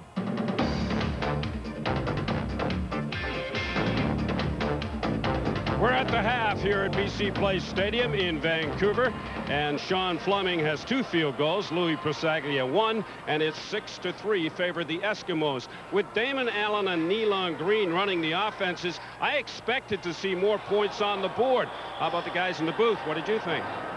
Well, Steve, I think everybody did. It's kind of retro day. We're back to running the football, low-scoring football, and I think for the Eskimos people, this is encouraging because they haven't seen their defense play this fired up in a long time. Well, I tell you what, I really like their defensive schemes right now. They're coming after the quarterback. They're not staying in the same set 2 times in a row. We talked to Don Matthews earlier. One of the things I liked what he said is, we are going to come out and we are going to simplify our defense eliminate mistakes, and they're doing it to a T right now in the first half. I know your offensive game plan always entails run the football, and they were listening to Walby in the first half. Well, there you go. I mean, that's the biggest thing. I mean, Troy Mills did a great job. He carried the ball 13 times for 60 in the first half. This is one of his yards. Of course, Robert Drummond gets his 1,000th yard rushing here. Carried it 7 times for 22 yards, but I think he's starting to be a little bit more of a factor. And of course, the ever elusive, ever dangerous Nealon Green.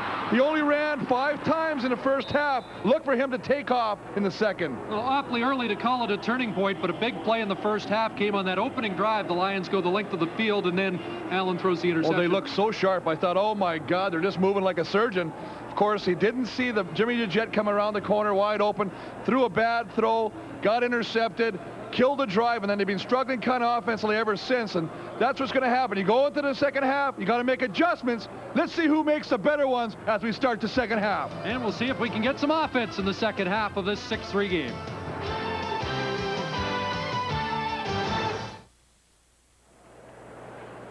Well, with losses by Winnipeg and Saskatchewan this weekend, the Edmonton Eskimos could really take a stranglehold on that final playoff spot in the West with a victory here this afternoon. But the BC Lions have yet to lose to a Western opponent in 1999. They're trailing here at the half, 6-3. And that's the big thing, Chris. It's adjustments. As we look at what happened on the first half right now, the first down's very even. The big difference here, 144 yards passing. Edmonton had the big rushing game. The big turnover right here on the opening drive was a big factor. His time of possession has been really even, split down the middle. Brett Anderson gets set to kick it off and start this second half. There's Henry Williams back with Donnie Ashley. Ashley gives way to the veteran Gizmo. And Henry hurdles over the 35 up to the 37. Just a few moments ago, Steve Armitage had a chance to talk to BC Lions coach Greg Mons. With me now, the coach of the BC Lions, Greg Mons.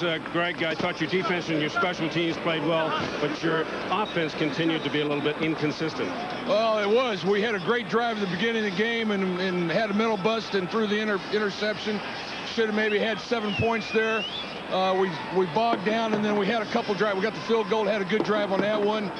This last one, when we missed the field goal, had another good offensive drive, but had missed tackles on that first drive where they got their first field goal, and we just got to execute better. That was a horrible first half of football. Greg, good luck in the second half. Thank you. I guess Greg Mons doesn't like defensive football. I think he just wants to have more points on his side of the column. Eskimos started out with Green out of the shotgun, and he was running all the way and found a hole right side. However, a flag down, and we've got a little tussle in behind the play, and the officials may have to separate David Benefield, and flag going against Edmonton. That was Scott Diebert wrapped up with Benefield. Edmonton number 25. First down repeat. And it was Scott Diebert or Sean Millington gets called. Yeah, Sean and David Benefield, and we saw earlier in the game, Benefield tried to block Sean Millington on a kickoff cover, and Millington made the play. Well, this time, Sean Millington wraps up Benefield, and as you said, negates a nice run on the opening play of the second half by Nealon Green. Edmonton Eskimos, second most penalized team this year. That is uncharacteristic of the green and gold, but I guess characteristic of a young team. Green, short side of the field. Hervey bursting across the 40-yard line. They went to the weak side and come up with positive yards. Chris, a nice job. I mean, we just watched BC do this in the first half as a hitch pass, but the hitch will only work if you get guys out there. 54, big boy. Watch these guys get out here. There's a guy. Now watch 54. Big David Heisman. That's 330 pounds. Not running downhill, getting a block, and that's what you got to do to make that play successful. Hervey got 14 there, so it'll be 2nd and 6. You see, Green didn't go to the air much in the first half.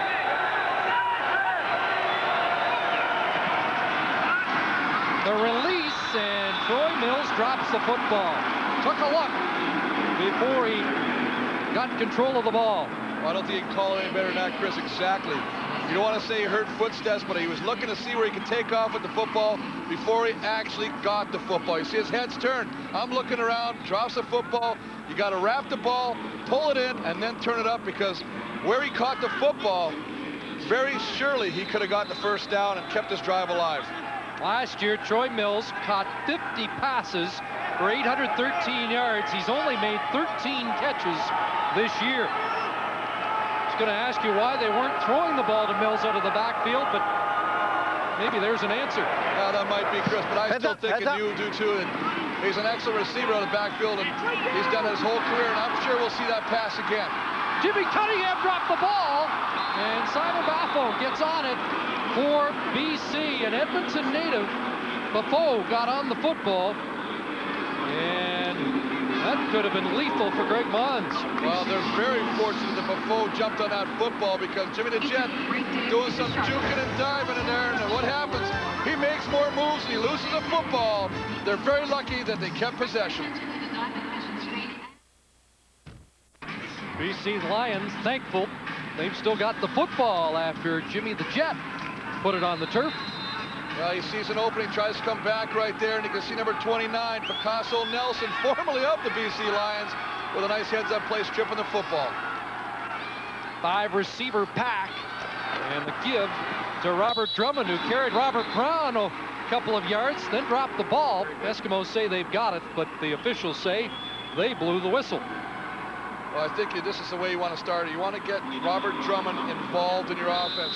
Granted, he's great out of the backfield catching the pass, but I think one of the things that he does so well as take this deep handoff, find the opening, put his head down, and get positive first down yardage. And that's exactly what he does. Now you're playing with a short field.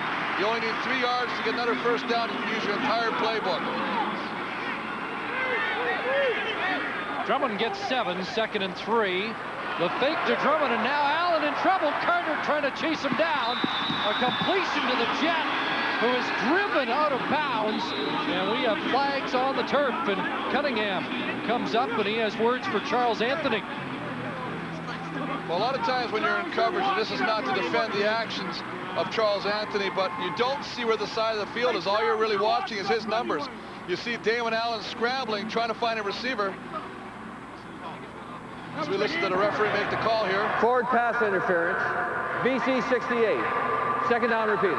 Corey Mantica, offensive tackle. Well, a lot of times they do that because your offensive lineman is down the field. He has to stay on the line of scrimmage or behind. You cannot release downfield like your receiver. They call it.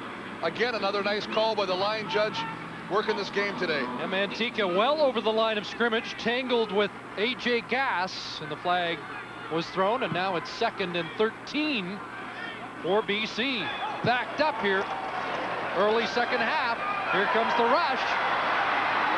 The elusive David Allen now, wide open. Alfred Jackson stretches out and has the catch, and a flag down as Charles Anthony with the spear on Jackson. And look at Cunningham, he was up 10 earlier, and Anthony's going to be a target. I mean, I understand emotions get high, Chris, and I understand that, you know, you got to play with that emotion, but it's got to be controlled aggression. Don't hurt your team. This is not smart football. I mean, they have a break. They don't corral Damon Allen. They allow him to get to the outside and complete this pass. Alfred Jackson leaves his feet to make the catch. He's down. Tag the man. You don't have to drive your shoulder into him. You don't got to put your helmet into him. The play is over. This is not a good penalty for the Edmonton Eskimos, because it just gives them even more production. Major foul, unnecessary roughness. Edmonton number 10, first down. You know, it's an issue we're talking about more and more in hockey, but it seems to apply here. It's respecting your opponent. Well, there's a time to be physical, and there's a time not to be. He's down on the ground right there. There is no need for that. And the biggest thing the ref saw in that play was you going for the headshot. All you got to do is tag the man, he's down. You don't, it costs you 15 more yards, and now you put him inside on your side of the football field. Oh, when you see what happened to Michael Irvin yesterday in Dallas, you appreciate the penalty call. Well, I think that's the biggest thing, Chris. I mean, you never know when an injury can happen, and you don't want it to be caused by something irrational like this, where somebody just takes a shot at it. Yeah, there's no love lost between these guys. Yeah, Charles Anthony wants to make a point. But you take a look, Alfred Jackson leaves his feet, makes the catch. He's down now, and he's expecting to be tagged. He's just waiting. Wham! Shoulder pad right to the head. You got to call that. It's a good call. 44 yards on the play, and now BC down to the 40. Nice fake by Allen. Carter still on the play, though. Ron Harris, first down, and he'll power his way before he's drilled out at the 33. Ladies and gentlemen, we got us a war today, and this is what it's all about. Emotions are flying. If these teams weren't awake coming out in the second half, I can guarantee you right now, they are ready. This is one of those things where they dumped the pass to Ron Harris. He's fighting for extra yards. Just a little bootleg, fake. Nice job of Carter not getting full. Stay with him. There's his release valve. 81, Ron Harris. Now he's not going to go out of bounds. You know what, Charles Anthony, I'm going to put my helmet right through your ribcage while the rest of the guys come over and take him out for a lesson. Yes, it is certainly building here at BC Place. Eddie Brown. Anthony Fogle helps him out, and Fogle goes for a tumble. And he's been shaken up a bit.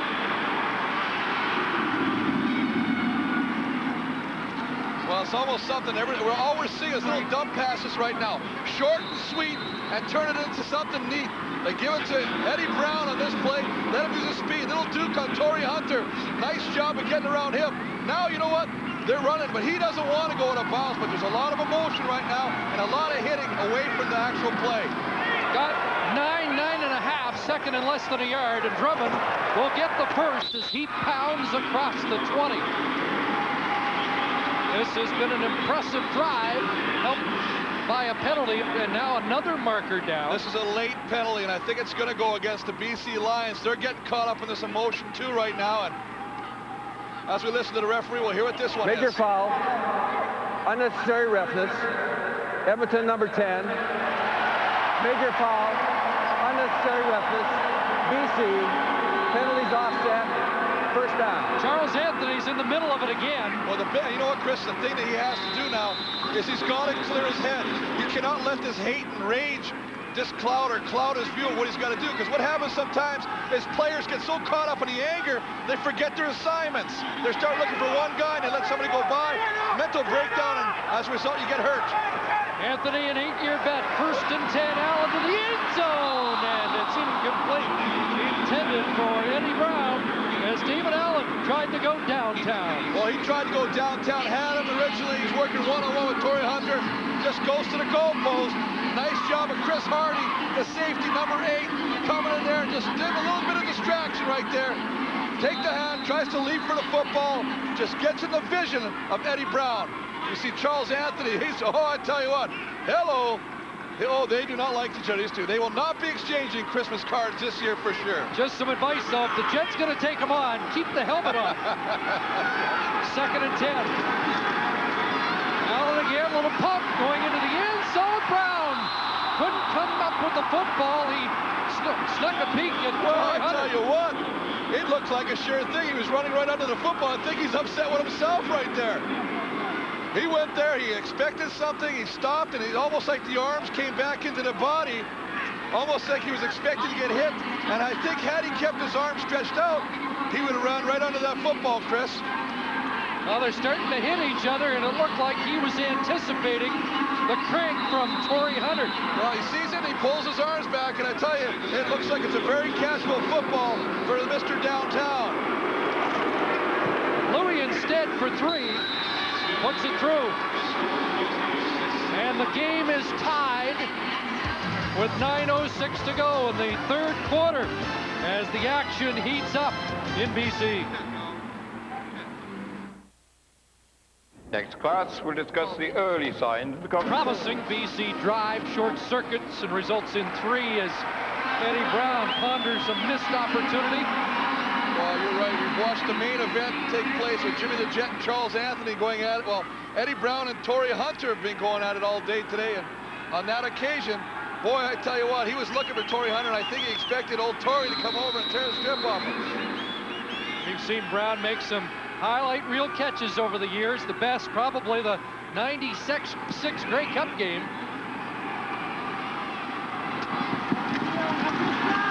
Ashley, and another flag is thrown.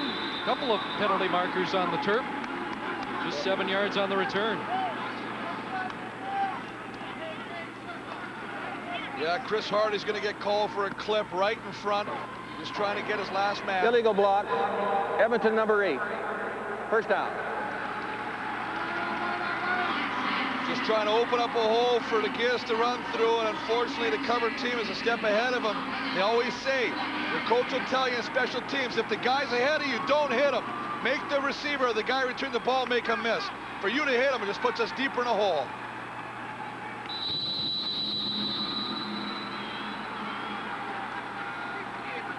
On Nealon Green's comments yesterday, appropriate now, he said, I'm not concerned with stats. All I can be worried about right now is wins. And they're in a 6-6 tie despite a lack of offensive numbers for Green, who couldn't find any running room there. Well, I think, you know what, we talked about the fact that Nealon Green likes to run the football. We talked about the fact he's only thrown 6 passes in the first half. When you see BC, they're bringing 6 guys on this play. You can't really run the quarterback drawing 6 guys unless you get a real breakdown and a guy goes out of his lane, because most of the time when they're bringing 6, they've got every hole covered. Just got back to the line of scrimmage. 2nd and 10.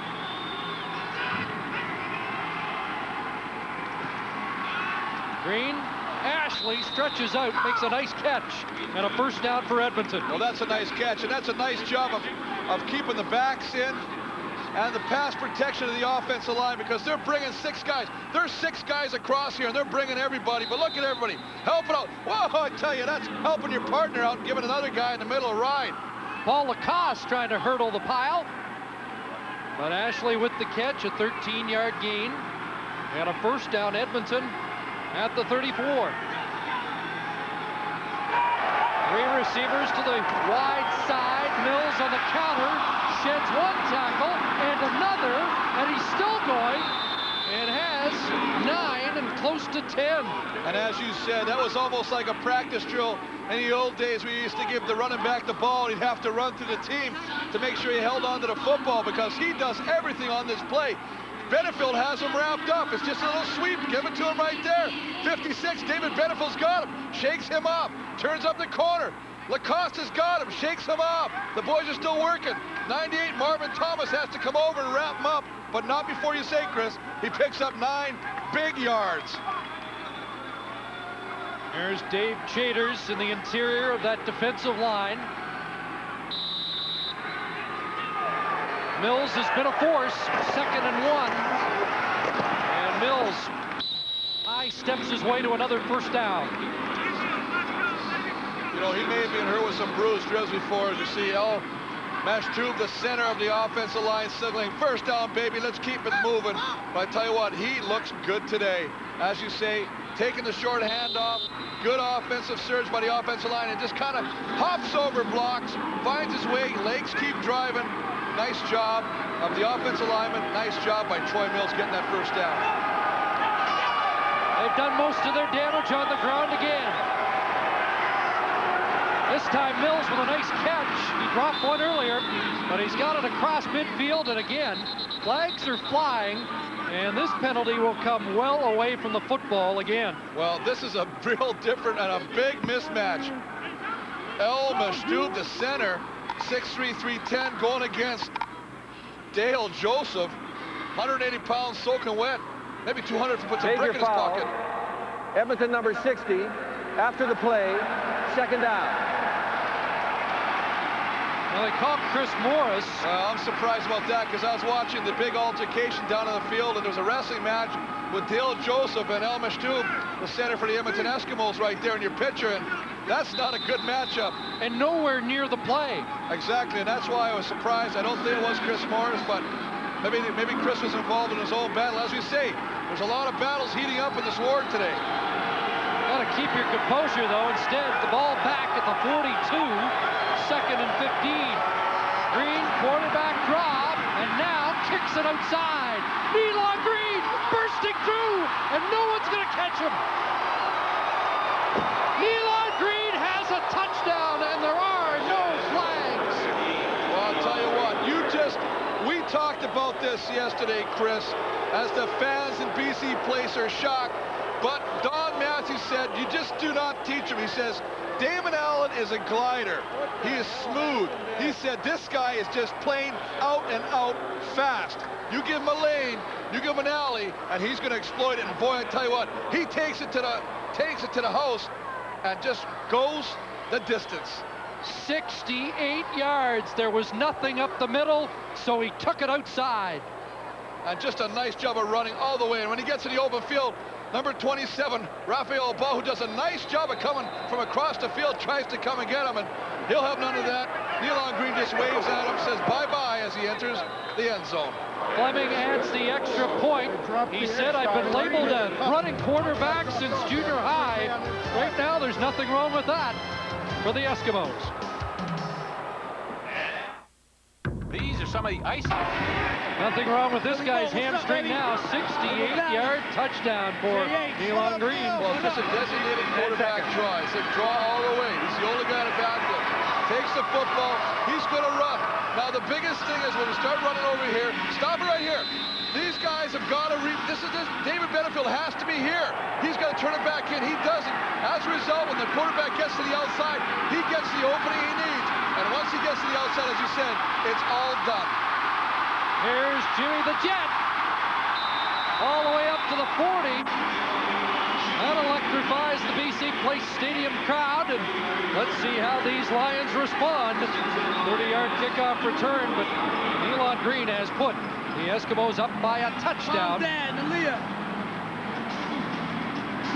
Well, he can run very well. This guy knows how to do it. But watch this at the end. You think he's happy? Is he excited? He's not a running quarterback. He's a dancing quarterback. I'll tell you what, might be a new career for that boy. First down, Lions at the 40. Robert Drummond hopping over a couple of would-be tackles. 3-yard gain. Penalty flag down.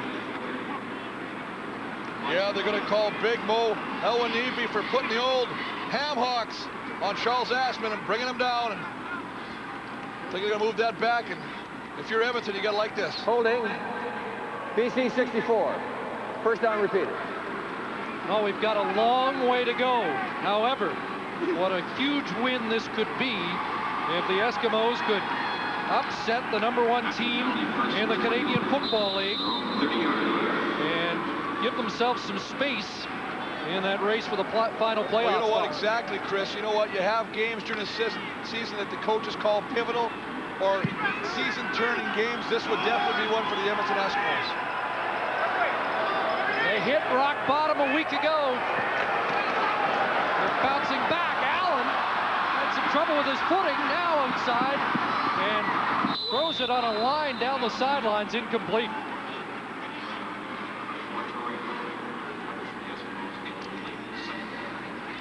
You can see Damon Allen's really tried to distribute the ball all over the place. Draw to Harris. Drummond, his favorite receiver out of the backfield. Eddie Brown Jackson. I mean, you got great weapons. We talked about the fact for BC to be successful, they've got to utilize all the weapons, and he's doing a great job right there, Damon Allen is, of distributing the football. Nice chat with Damon yesterday. He credits Joe Pow with helping him so much in the last 3 years here in BC. So he really has focused on his footwork in the last couple of years with Pow. Stands in and fires deep out for Jackson, and it's nearly picked off. Oh, we almost had a train wreck. Well, I tell you what, one of the things you gotta love about a physical football game is the fact that the receivers know they're gonna get hit, they're gonna get punished after they catch the football. I tell you what, great throw by Damon Allen. Alfred Jackson, he's got great protection right there. The ball's gonna come down. Alfred Jackson sees this football, but he also sees number 10 coming in right there and doesn't go for the football. And I think that Anthony was anticipating a hit and ended up dropping the ball. Here's the Giz. Another flag down.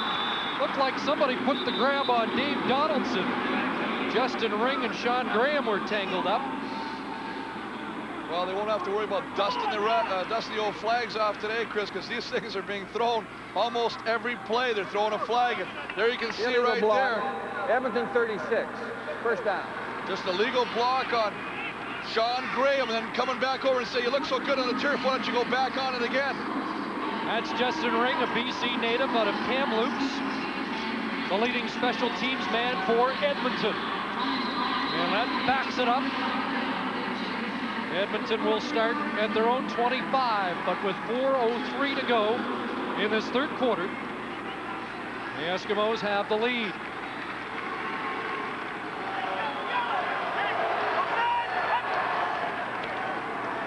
Troy Mills, big hole right side, and Mills now into the secondary, and Raphael Robinson throws him down. Ball came loose after the whistle, and suddenly the Eskimos are finding running room against the 3-3-6 defense of the Leos. Well, I'll tell you what, Chris, you're right on about that. Because of the fact that they respect Nealon Green's running ability so much, he's going to take always somebody with him. Just gives a little handoff and takes off. But look at the seam right there between Groenewegen and Morris. Just an excellent job. And downfield, blocking. That's what makes you look. Terry Vaughn not catching a football, but getting a hat on him, giving him some more running room. 20 for number 20, and Mills has the football again. More tough yardage. Again, it's Robinson with the tackle at the 53. And you know what? Well, I think one of the things we haven't really touched on today, Chris, is the fact that Don Matthews, you got to remember, Nealon Green's a rookie. Basically, he's the guy that calls his own plays. And you don't really see that very often, especially with a kid this young playing in the CFL. Yet they have stressed simplifying everything at Edmonton, kind of back to basics with a rookie-laden team. Right now, simple is getting the job done. Mills over 100 yards. He got 8 in the last crack. Second and short, and another first down. So Troy Mills has his third 100-yard game of the year, and this is 9th start. But I mean, the thing that really impresses me, I mean, the offensive line obviously is doing a great job at the point of attack. But Troy Mills, time and time again today, the legs are churning, always moving and breaking tackles. I mean, look at the rushing yards. Edmonton, 192. We know they're the #1 rushing team, but we expected a lot more from the BC Lions. And right now, this offensive unit is really wreaking havoc on the defense of the BC Lions. There's a pass in the flat. Ashley shakes a tackle. He's quick, and Antonio Armstrong cuts him off and forces him out. But right now, Greg Vaughn's defense is getting beaten by the Eskimos. Well, I really like what he's doing. I mean, he runs the ball, then he throws a flat pass out to Ashley. Ashley gives a little Duke move, beats this guy, and as you said, with his speed, takes it down, puts Antonio Armstrong in a chase position.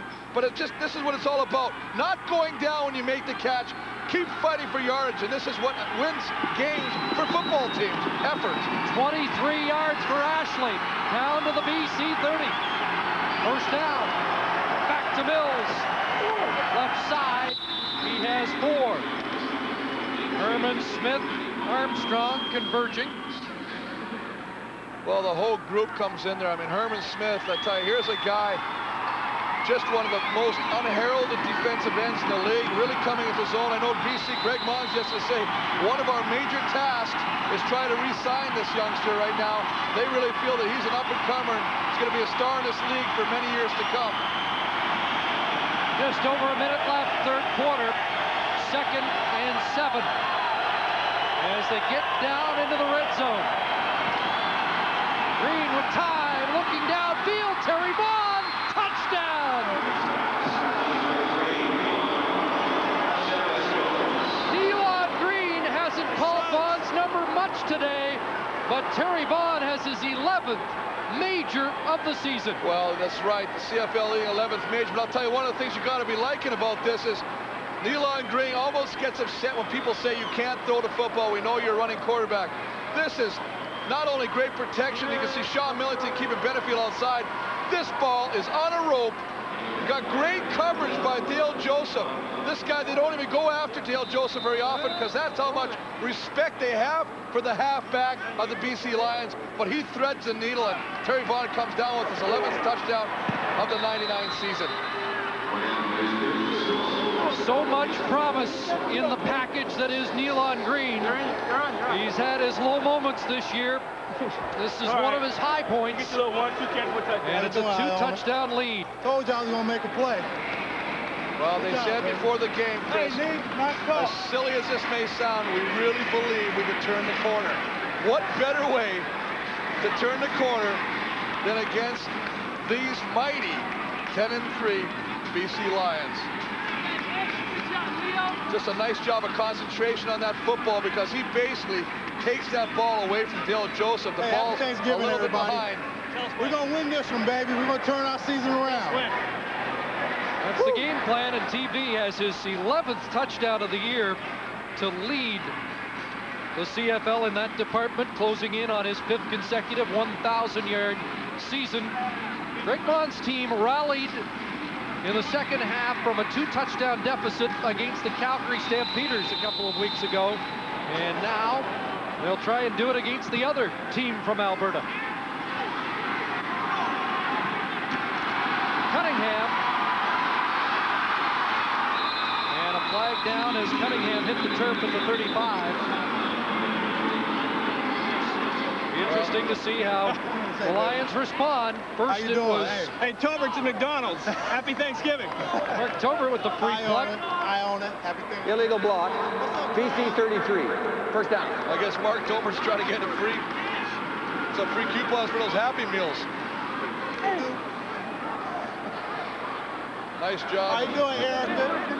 How you doing, little Trey? Making a great catch. Woo! Really, I'll tell you what, lifting the spirits of these Edmonton Eskimos. Their defense has played so well. Their offense is moving the ball. They're getting it done so far today. First down, back at the 20. Screen, Drummond. Robert Drummond over the 30-yard line. You know, Chris, the last time we were here for a football game was mid-September a year ago. Greg Vaughn's team lost, and they went to 3-9. They ended up winning their final 6 regular season games. They did lose the Western Semi against Edmonton, but turned their season around. You can get on a roll late in the year, and now Edmonton would love to follow that script a year later. Drummond again. Robert Drummond powers his way to the 39. Well, he dump trucked over 2 tacklers right there at the end of the 3rd quarter. I mean, takes a little swing pass and says, you know what, I'm not going to duke you out. I'm going to run right over you. We got some excitement coming in the 4th quarter.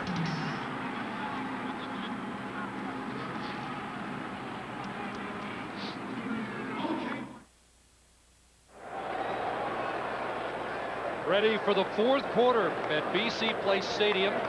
The Edmonton Eskimos with 2 third-quarter touchdowns. Nealon Green, a 68-yard scamper, and then the touchdown pass to Terry Vaughn. Well, there's 2 big plays in this, and this was set up by the big run by Troy Mills. Takes it over and just keeps fighting for yards, puts him in scoring position, and of course, the big throw. And I know we call him TV, Terry Vaughn, but he might be starting to call himself TD, Terry Vaughn, with his 11th touchdown of the year. Let's go, boys. So the Lions looking at 2nd and 3. Drummond. And Robert Drummond gets across the 40 and should have the necessary yardage. Remember, Saturday, you at Sky Dome saw the Stampeders lose to Toronto, and you know, right now the Calgary Stampeders are cheering on their buddies from Northern Alberta. Yes, they are, and they're doing well. Here's the big stat right there. 195 yards rushing. That is opening up the passing game. It opened up and made it possible for him to catch that beautiful, or throw that beautiful pass to Terry Vaughn. I mean, they got 4 minutes more possession, but I think right now, you look only 49 yards for BC rushing the ball. They're carrying the ball out, they're giving it to Robert, but this defense of the Edmonton Eskimos, we talked about the fact they simplified things.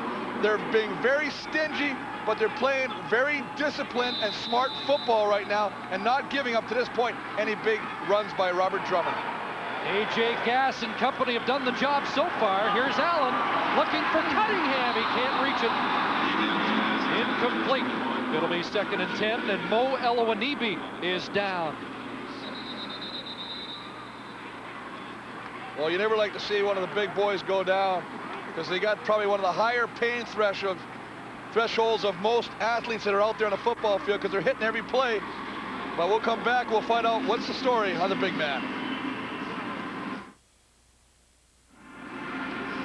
Well, Big Mo Elwanibi on the ground right now. Take a look at that right knee. He's up at the top of your screen right there, and you're going to see as the pass rush comes on him, he pushes him to the outside, but another Edmonton guy rolls in and just catches the side of the knee, and he goes down. And when the knee is locked in a position sometimes, just that shot is enough to injure. And, you know, Elwanibi's been playing with a rotator cuff injury right now. He's not 100%, but, I mean, you see the big man walking off right now, and you just know he's one tough cat. He'll be back. Great athlete, former rugby star, played in the NFL. And he's doing hot dog endorsements now, too. Hot dog endorsements. He was drafted as a goalkeeper for the Vancouver 86ers. Well, I tell you what. He'd fill the net. I tell you, I mean, he is a big man, and you know, he's one of the nicer guys in the league. He's starting to get some recognition. And, I mean, he told me that he believes that they are the most physical offensive line. Not only are they one of the best, he figures, but he figures they're the most physical offensive line. So Doug Davies comes in to play center. Jamie Terrace moves to guard, and it looks like Steve Harden out to tackle. And a pass is complete. Drop the ball. It's on the carpet, and the Eskimos have it. That was a completion, a fumble, and Edmonton has the football. And it's all going the way of the green and gold. In the second half, A.J. Gass comes up with the ball.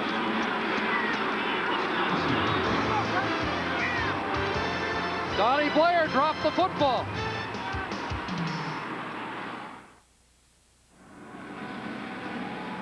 Don Blair caught the ball, but then coughed it up. Well, he's right here on the screen. He's just going to come inside the middle. Does a nice job of catching the football. Breaks the tackle. Now you got to hang on to the football. A.J. Gass with the tackle. Ball comes loose. As you say, Charles Anthony and company recover the football, but you know what? The Edmonton Eskimos are creating opportunities on defense for themselves and giving the ball back to the offense, and they got to keep doing this to seal this victory. Elon Green back to work. Pump fake. Looking for Terry Vaughn again. Unable to make the over-the-shoulder catch along the sidelines. Let's join Steve Armitage. Chris, I just talked to the Lions trainer, Bill Rochelt, about Mo Elwanibi, and he said that it's a hyperextension of the knee. The big guy has been up on the bench trying to walk it off. In some pain, although you'd never know by the expression on his face right now. Those old linemen, you just can't keep them down. But that's Rochelt's initial report, hyperextension of the knee. Yeah, he's got a little bit of Walby in him, doesn't he? I tell you. Second and 10. Kind of a scatter formation of sorts. Everybody out of an eye, and then into position, and Hervey, the hit screen. Ed Hervey taken down short of midfield, short of the first down, and the Lions defense comes up big. And again, still lots of time left, over 13 minutes. Well, definitely, you know, Chris, a lot of time. It's just a hitch pass again. Get everybody out. All receivers are outside. The reason they do that, because one of the defense or one of the linebackers will stay in now just because of the fact that they know the last time they emptied the backfield, Elon Green burned them with the big 68-yard quarterback draw, so they want to keep somebody at home. They just tried a little hitch with Hervey. Nice job of the BC defense to react to it and force this punting situation. 30. Sean Fleming in on third down. There's the jet ready for takeoff. Hands. From his 15. Jimmy Cunningham kicking it outside, and Torrey Hunter made sure he didn't get outside. Boy, you get the feeling that Cunningham is going to break one today. He's been close a number of times, an 11-yard return there after a 42-yard punt, and we're told that Big Mo's heading back into the fray. Big Mo you can't keep that guy out. They showed him. I mean, it's a win sting. He's got to play through it. It'll probably be a lot stiffer tomorrow. Let's take a look at what's happened. We said offense had to make smarter decisions. They did that. They destroyed the double D. They'd really taken, you know, they gave him the ball to Drummond and shoved him. On offense, he spread the ball around, and on defense, they tried to keep Elon in the pocket. Of course, he had the big run for the touchdown on a 68-yard scamper. Allen outside. He puts the ball back in Don Blair's hands, the former Eskimo, trying to atone for the mistake. Gets it to the 39, a first down for BC. Well, I think that's a smart move. I mean, just give them the ball back. Edmonton offense, we talked about no turnovers, 195 yards rushing. They're still going to be the #1 team rushing in the league. Defense, 52 yards rushing, Drummond and Allen. I mean, you've done a great job on that. On BC, no touchdowns. They could have had one, but they threw a bad throw, got interception. They've done their job today. Here's Drummond trying to reverse his field, and Robert Drummond stopped at the 40. Boy, Terry Ray has certainly become a prominent member of this Eskimo defense in the past month. Well, I think you're right, Chris. I think as the season goes on and they start making a vie for this playoff, because I think they're not going to beat the Edmonton Eskimos 71. They're going to make the playoffs the way they're playing right now. They just got to put a couple wins together, and they're starting well right now. 2nd and 9, blitz is on, and Marcelo Simmons gets to the quarterback. Allen down, and about 40 yards upfield in the secondary of the Eskimos, a marker was tossed as Allen hit the turf. This is a break, I tell you, for the BC Lions right now, because they sacked Damon Allen. Illegal contact on an eligible receiver. Edmonton number 30. But they're going to call Charles Aspen with illegal blocking downfield on a receiver, impeding him from running the proper route, and as a result, they're saying that's why Damon Allen couldn't get the pass off. As a result now, BC Lions will move up and get a first down. That's a killer, because Allen didn't even get a chance to look downfield. There was no chance he was going to get the ball. And you saw Charles Aspen after the play. He was disgusted with himself because he knew that the play was a success if he didn't hamper it. Penalties have hurt the Eskimos all year long. Will this come back to haunt them? Here's Alfred Jackson with a catch, and this time Torrey Hunter just tags him. Well, I think the biggest thing that's happened today, Chris, so far with Edmonton is they grudgingly give you yardage. And I do not want to put the old shutout curse on them, but so far they haven't given up the big play. And I mean, they're just playing really smart, simple football. 4 minutes into the 4th quarter. Enjoying a 2-touchdown lead at 20-6. Here's Simmons, but Allen, smoothly got outside and delivers it to Don Blair to the 35, and the Lions are in business. Well, Damon Allen says, you know what, you want to talk about Nealon Green and his speed and his ability to get outside. Well, I tell you what, they brought the same blitz package. Marcelo Simmons is just going to come right in here, but no, he just gives him the fake. Marcelo hits the turf and he gets outside. Anytime he does that, put your defense in a bind. We come up or we stay back. 19 yards, and now Eddie Brown, he's wrapped up at the 30. And that last play by Allen, I think, illustrated what you were talking about, Don Matthews, comparing the quarterbacks. We saw how explosive Nealon Green can be, and there we saw how smooth David Allen is. I mean, he's like, you know what, he makes the defenders or the guys trying to tackle him look like they're playing on ice. They slip away from him. He makes them all look silly. A 15-year veteran, Allen trying to rally the Lions from behind. 2nd and 5. Cunningham, first down. Doing a nice job, and I think if BC is going to be effective, this is exactly what you got to do. You need to put some points on the board, stretch the defense sideways, get Damon Allen outside, bootleg him, don't sit him back in the pocket. Put him outside where he has the opportunity to both run and throw the football. As a result, opportunities will arise. Jimmy the Jet finds the opening, makes the catch, and they get another first down. He's been dueling with Charles Anthony all afternoon. And it's been a great contest between those two. They both respect each other as athletes, but they both want to beat each other up. Damon Allen has 3 300-yard games this year. Over 3,000 yards passing on the season for the 10th time in his career. Trying to whittle away a 14-point deficit. Goes back to that corner again, and there's Eddie Brown with a catch. Well, Eddie Brown, we talked about Jimmy the Jet Cunningham and the battle with Charles Anthony. Wait a minute. The official there says Brown was out of bounds, and Greg Mons is upset. Everybody was marching upfield, and take a look at this. And just as he catches that ball, where does he come down? Freezer right there. You can see the foot right there. Only needs one. Isn't that one in? But I think he carries it across there, Chris. I don't think he brings it down. He swings it out. I think if he dragged the back foot, he'd be called in. The right one was out. The left one, it looked to me from that one replay that he had swung it out. Did not touch the ground. Could be a big play. That was a first down. Now it's 2nd and 10. Here comes the rush. Allen steps up, no one home. There was a receiver, you can see down. Don Blair lost his footing. Don Blair lost his footing running the pattern and stayed down. And a lot of times, not to say they're acting, but a lot of times they'll stay down because they'll try and fool the field judge thinking that he was interfered with and throw the flag. And it's exactly what they tried to do on that one. Well, it's interesting now. 3rd and 10, under 9 minutes to play. It's a 2-touchdown deficit. And Greg Mons is going to go for it. And Greg Mons is telling the crowd to keep the noise level down so Damon Allen, if he has to, can check to another play. But the crowd rising in anticipation. Here comes the blitz. Allen throwing, it's complete. Jimmy the Jet has a first down and a key 3rd down conversion. Boy, it is a key conversion. I'll tell you what, that's composure. That's what Damon Allen brings to you. Experience. 15 years in the league. He knows what he's got to do. Goes out there, runs it just like a practice. Little fake play action, keep the maximum protection.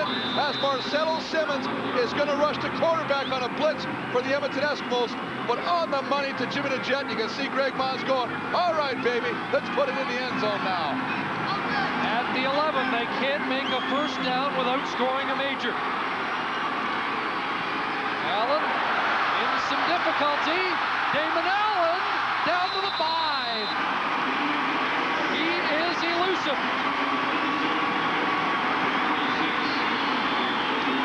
He certainly is, Chris, and one of the things you got to give respect to is the Edmonton defense of closing it. Because a lot of times when Damon Allen starts breaking tackles and tucks it away and starts running with the football, a lot of times he doesn't get touched till he is in the end zone. But a nice job of Gass and company, Chris Hardy, wrapping him up, making a nice gain. Now it's 2nd and 3 for a first down. Remember, they got to get to the 1-yard line. This will be the 11th play of the drive. And it's nice to know that noise can be a factor at BC Place Stadium again. Remember the 80s?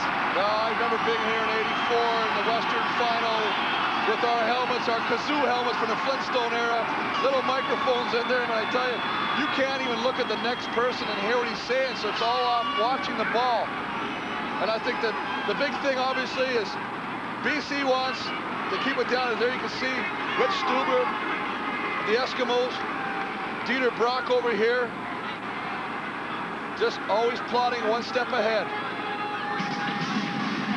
Doug Peterson trying to dig in. Simmons, Hardy, Carter trying to protect a 2-touchdown lead. And like you said, the big thing is, Chris, they have to only get to about the 1.5-yard line for a first down. So this is a very key situation.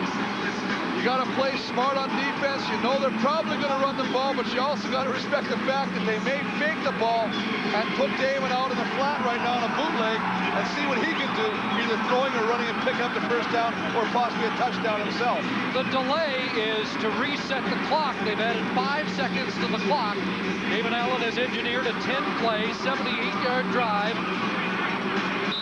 And over 5 minutes of ball possession for the Lions. But they're not done yet.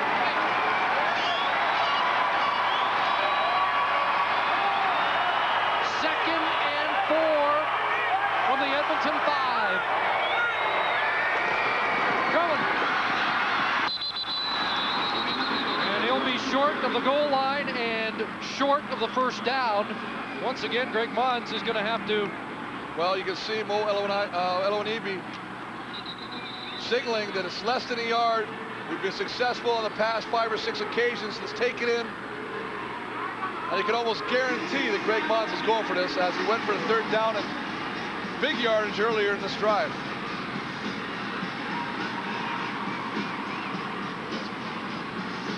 That's Robert Brown, the 2nd-year nose tackle, shaken on the play, and he'll have to come out. That will be a blow to the Eskimos here as Eric Johnson takes his place, but should mention, Johnson was the guy credited with the tackle on the goal line, which stuffed Mike McCoy on that overtime goal line stand at McMahon on Labor Day. And that's exactly right, Chris. And can he be a hero 2 times in a row? He knows he's got to come in. He knows he's got an assignment right now. He's got one gap. They're going to tell him either to play the A gap or play the man straight up. But take away anything and don't get driven down into the center of the field to create any lanes. I'm Brown in obvious discomfort, the top rookie on the Eskimos last year, 92. See him right there, 92. He's just going to come around again. It's always one of these situations where guys fall on your legs, either from the side or from behind in this case, and you're not expecting it. Driving the knee right into the turf.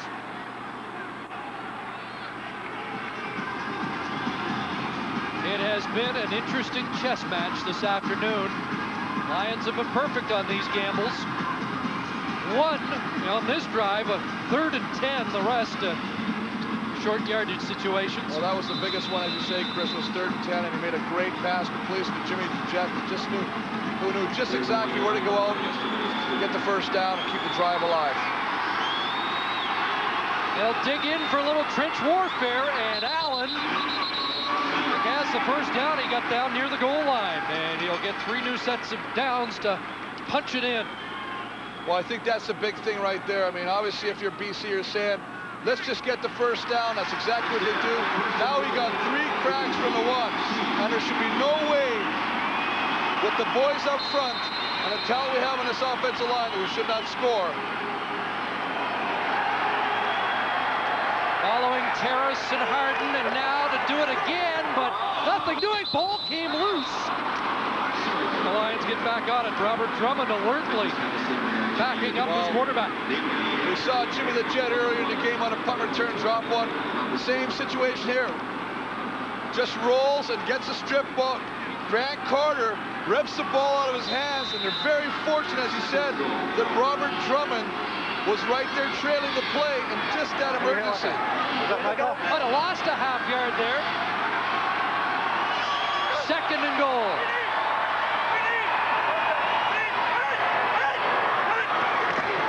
Allen plunging. No indication yet. A.J. Gass went flying over the pile. Well, they're not signaling a touchdown.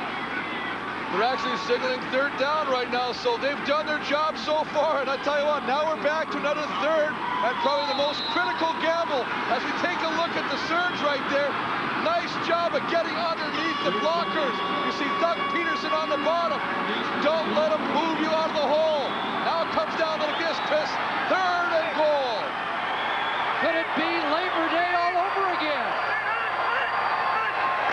Allen, touchdown. Well, I tell you, if you're going to earn it, as we listen to the crowd of BC players go crazy because they know that now the Lions are within striking distance of these Edmonton Eskimos.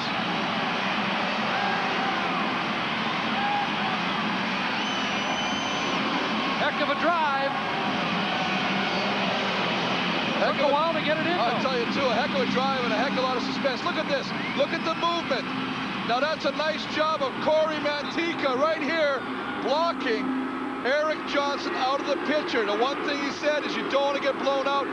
Corey Mantika did a great job and allowed that opening for Damon Allen to cross the goal line. Louis Goods. And with exactly 5 minutes remaining in the 4th quarter, the Lions are within a touchdown. Well, a remarkable drive, 14 plays, 84 yards, 7 minutes, 49 seconds on the clock. Well, if you're going to score, these are the guys you've got to get out of the picture. Watch this penetration right here. Absolutely wonderful execution by that offensive lineman of taking guys and moving them out of the way. An excellent job of Jamie Terrace, and you see the football right there. Nice job of Terrace, Mantika, and Harden opening the hole.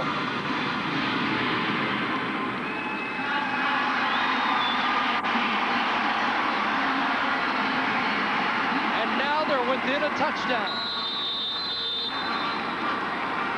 5 minutes remaining. Anderson kicks it off. Donnie Ashley has the ball. Up to the 33, and that's where the Eskimos will go back to work, protecting a one-touchdown lead.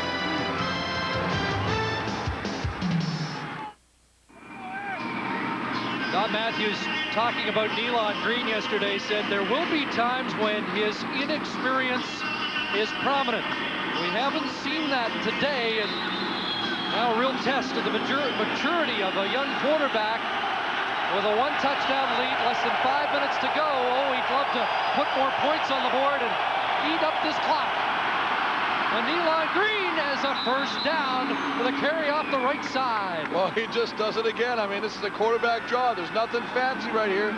You know he's going to try and get to the outside as he gets up a little gingerly. You don't want to see that out of your quarterback. He's kind of hobbling a little bit, checking. He's going to call it a sideline. This is something you don't want to have see. You hope it's not the hamstring. And Dan Crowley will have to come in for at least 3 plays. And you can see that just the frustration as Nealon Green tries to get to the outside, finds a nice block by David Heasley, gets out there. Paul Lacoste grabs him on the back and drags him down. Remember, as any time you do it, you're just going to keep working. His legs keep working, even though he's being dragged backwards. And as you said, Chris, you just got to hope it's not that hamstring problem again. Said it was fully healed, didn't even have to wrap it last week.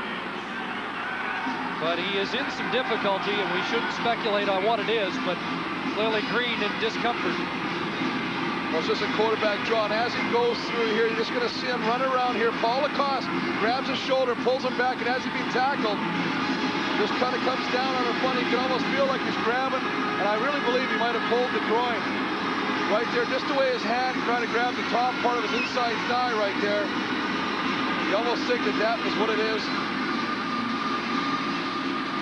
You can see in the 4 wins this year, they've averaged 238 yards, 270 against Saskatchewan, 299 in another victory against the Saskatchewan Roughriders.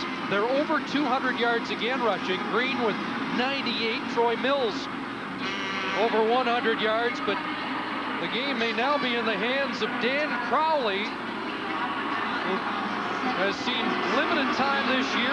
Well, was with Don Matthews back in Baltimore. He's with Don Matthews, and Don knows about him. I mean, he's only thrown 1 pass this year for 6 yards, or 9 yards, excuse me, so he hasn't had a whole lot of playing time. And obviously Marcus Crandell has played more, but he's hurt up a little bit, and Don said we won't use him unless it's a real emergency. But I almost wonder, with 5 minutes left, if Dan Crowley has any kind of a short trouble system going right here where he can't get things going, if we will see Marcus Crandell.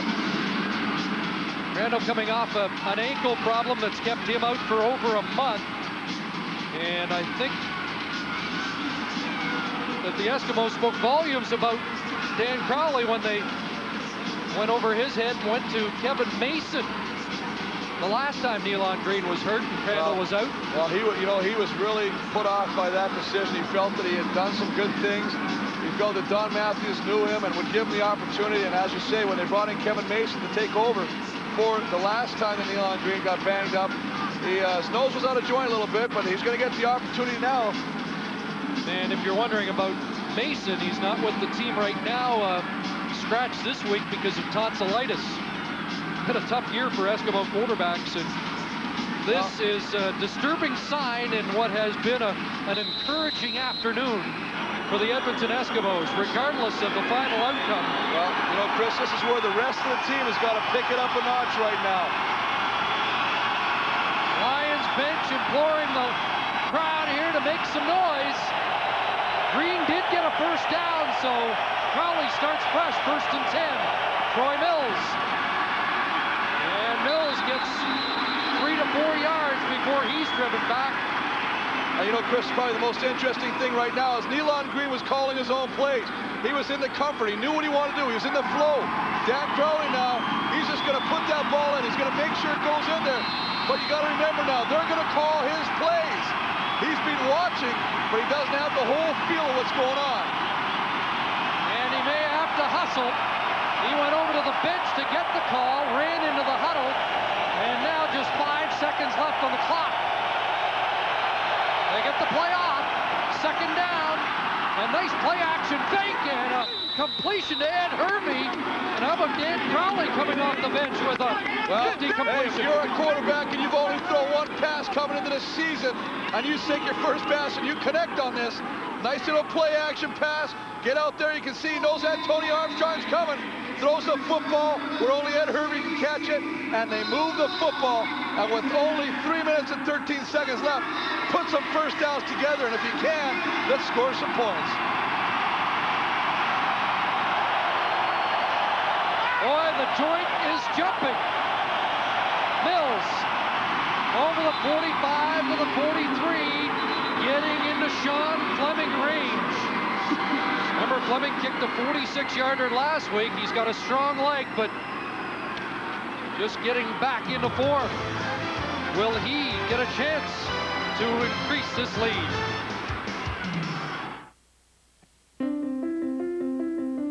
Game last week in Winnipeg. It didn't go the way I thought, or at home against Winnipeg, didn't go the way, but boy, he nails this. A little bit of a high snap by Dan Crowley, catches it, does a nice job of getting it down, laces facing the goalpost, and he's signaling it's through, baby. Those 3 extra days while everybody else was on a break. Nice job again, like I said, angling a little bit, laces forward, that's the way it's got to be, and those two guys have got reason to celebrate.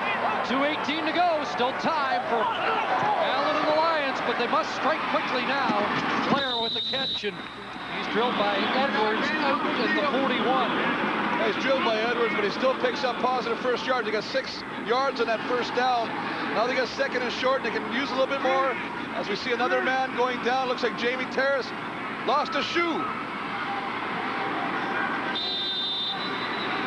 Looks like they were going to try and work on Edwards early in this game. Yeah, you got it. A difference a week makes for Sean Fleming. And there's Jamie Terrace trying to get that shoe back on.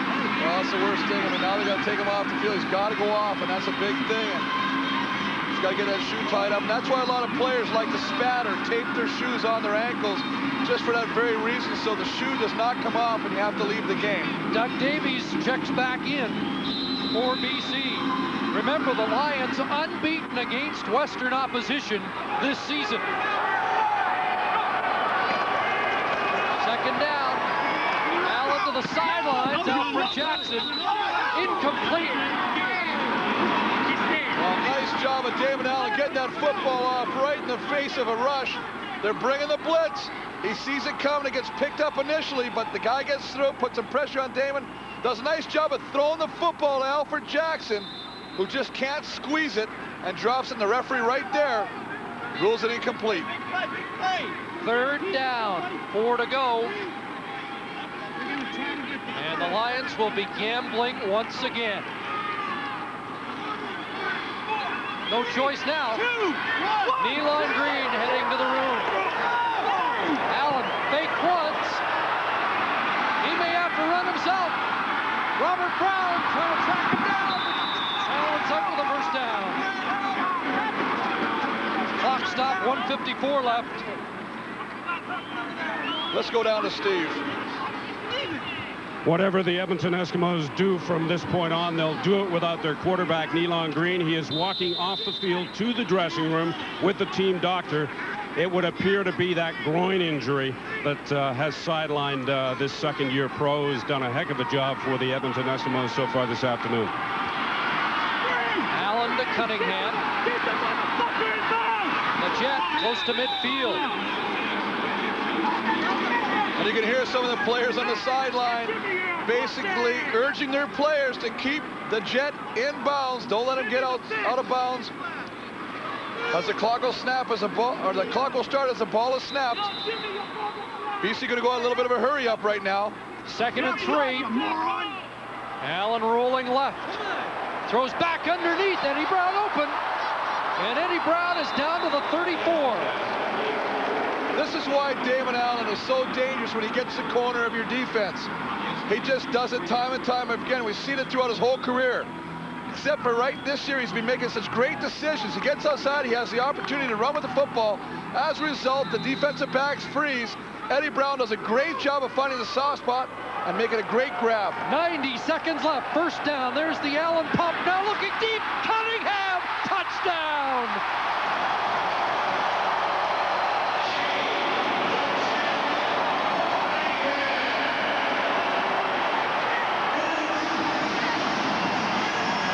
Don't go away. Don't go away. We talked about the fact, Chris, that Edmonton has done such a wonderful job of not breaking down. They're going to bring the blitz. They got 4 guys rushing. They drop A.J. Gass back into coverage. He pump fakes. Broke down coverage. Jimmy the Jet Cunningham straight down the middle. Wide open. Easy pass and catch. And now with a minute 26 and the successful extra point, BC will only be down by 3 points. Third touchdown of the year for the Jet. Boy, I tell you what an inopportune time to have a breakdown. I know there were some critics about the first half of this game, which we thought was a reasonably intriguing defensive battle, but this has been old-fashioned CFL football in the second half. Oh, most definitely. I mean, it's just great action right now. The biggest thing is they allowed Damon Allen the ability to pump fake, and as you said, the broken coverage. You can see Eric Edwards coming in your screen, but there's no safety. Chris Hardy was nowhere to be found either, and your safety, especially when you're down there, should be helping out in the middle, and there was nothing in the middle. And as a result, Damon Allen has an easy toss to Jimmy the Jet Cunningham and puts his team within 3 points of these Edmonton Eskimos. A minute 26 left, so the Lions' job will be to get the Eskimos to 2 and out. There's a meeting on the sidelines at the Edmonton bench. I think they may have had to call their timeout to get this done. Well, you can see them all putting their hands in there, and he's just basically saying, guys, believe. Rise above this right now. Let's go. Let's go do this job. We've been here before. We have the lead. We're not behind. Protect the lead. Play smart football on his return. Hold on to the football. You know that BC is going to go down and try and tackle the football right now. Will Louis Pasaglia get a chance?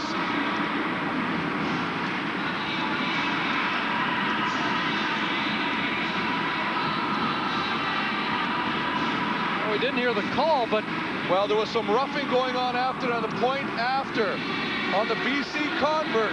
Wow. I believe there were some fists thrown. I saw one of the Edmonton Eskimos go down, and as a result, they have to kick off from their own 20-yard line.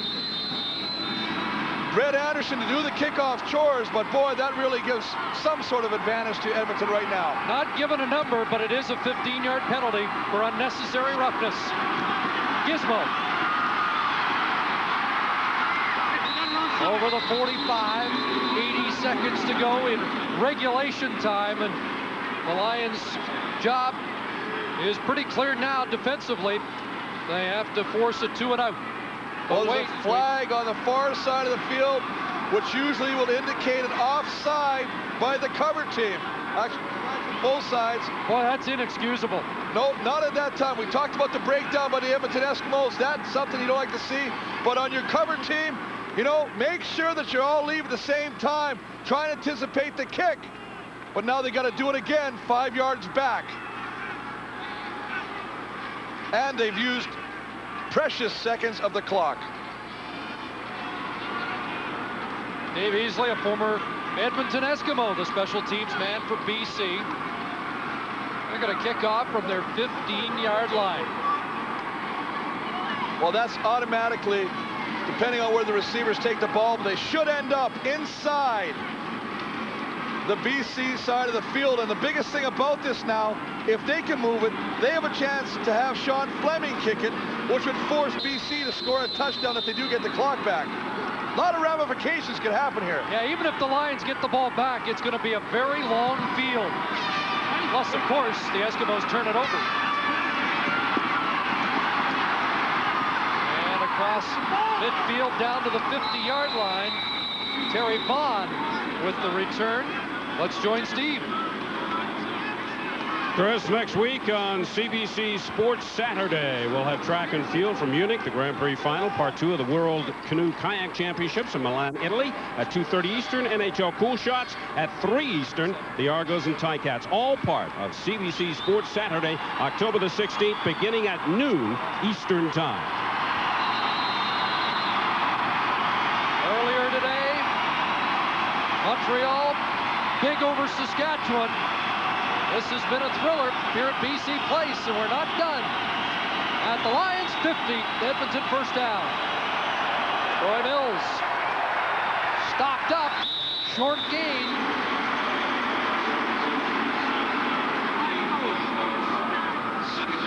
And it'll be second and long. Second and long, they only pick up 2 yards, and they only burn off 11 seconds of the clock. They've got to convert this first down right now. You know, with the backup quarterback in there, that everybody on the defensive side of the ball is expecting a run. Could this be the time to try and play him a little bootleg action and see if Dan Crowley can run? 50 seconds left. Back to Mills. Troy Mills lunging forward, but he'll be at least a yard short. 46 seconds remaining. And now the Lions should use their timeout.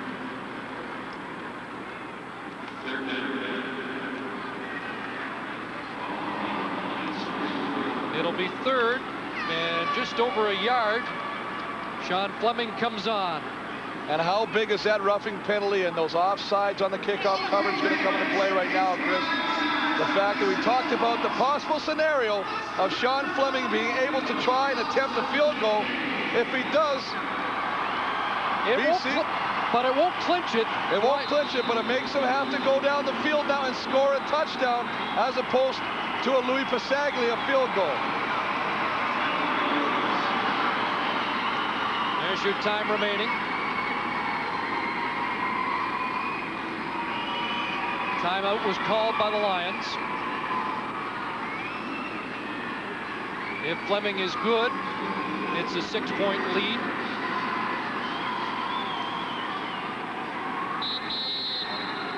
$20 yards of penalties after the touchdown by the Lions. Gave Eskimos instant field position and a chance to up their advantage. He was 1 for 4 a week ago, trying to go 4 for 4. Cunningham is back. And Fleming is good. So now the Lions need a touchdown. Well, as you said, Chris, I tell you what, that's a sign of a real pro right now. You know, they brought him back. They had Jason Kellett kicking the ball for him. He was kicking at 70%. Sean Fleming comes back, 1 for 4 last week, struggled with the place kicking chores. This week, as you say, 4 for 4, and none bigger than that one right there.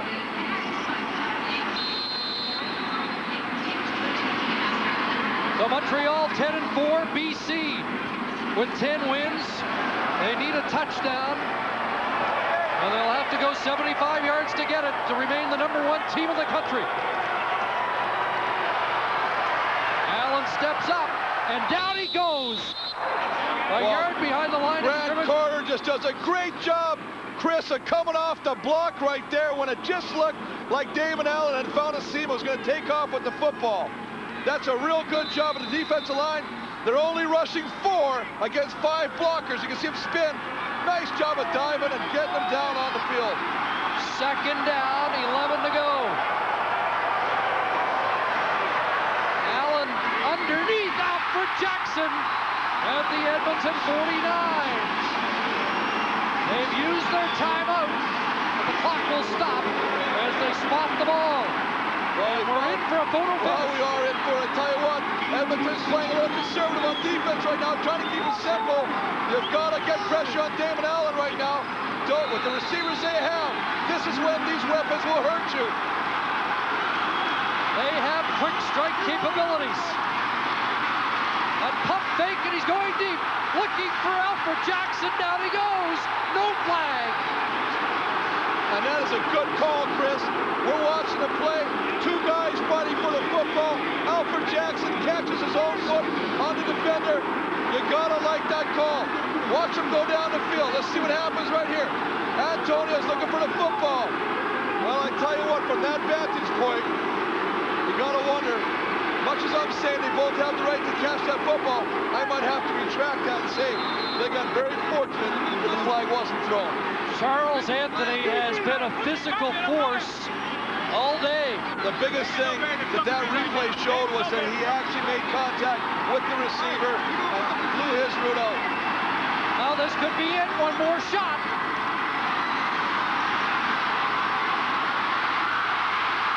He's in trouble. And belted. Down he goes. Dan Payne kicks it forward, but the Eskimos will come up with the ball and win it. So Don Matthews has perhaps his biggest win as the head coach of the Edmonton Eskimos as they hang on. And what a character builder, Chris, especially after you lose your starter, Nealon Green, to a suspected groin injury late in the fourth quarter when he was moving the football. Dan Crowley comes in, hands the ball off. The defense has to come up. Wow, what a game. Let's join Steve Armitage. Thanks very much, Chris. One of the offensive stars for the Eskimos, Troy Mills. Troy, huge win for you and the team. Yes, it was. I'm telling you, I'm kind of speechless now. You know, we hung in there. You know, our defense came up, you know, big at the end. The offensive line, we played good. And, you know, Dan Crowley, he came up respected good, you know. Overall, great win for us. A huge win for the Edmonton Eskimos over the BC Lions at BC Place Stadium, 26-20.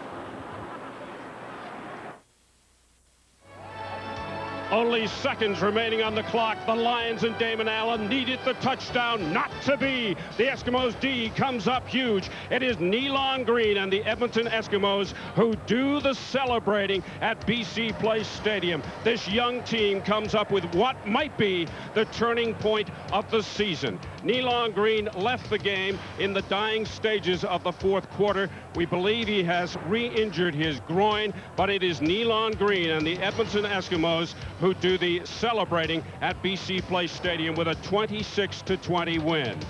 Our next game, the CFL on CBC. If it's anything like this one, it should be very, very entertaining. It's a big game for both teams in the East, the Toronto Argonauts and the Hamilton Ticats. And don't forget, CBC Sports Saturday, we've got track and field, the Grand Prix final, the World Canoe and Kayak Championships. Chris Cuthbert will have that colored for you. And NHL Cool Shots, a look at Atlanta. And then, of course, the CFL on CBC, Toronto at Hamilton. From all of us at the CFL on CBC in Vancouver, have a happy Thanksgiving.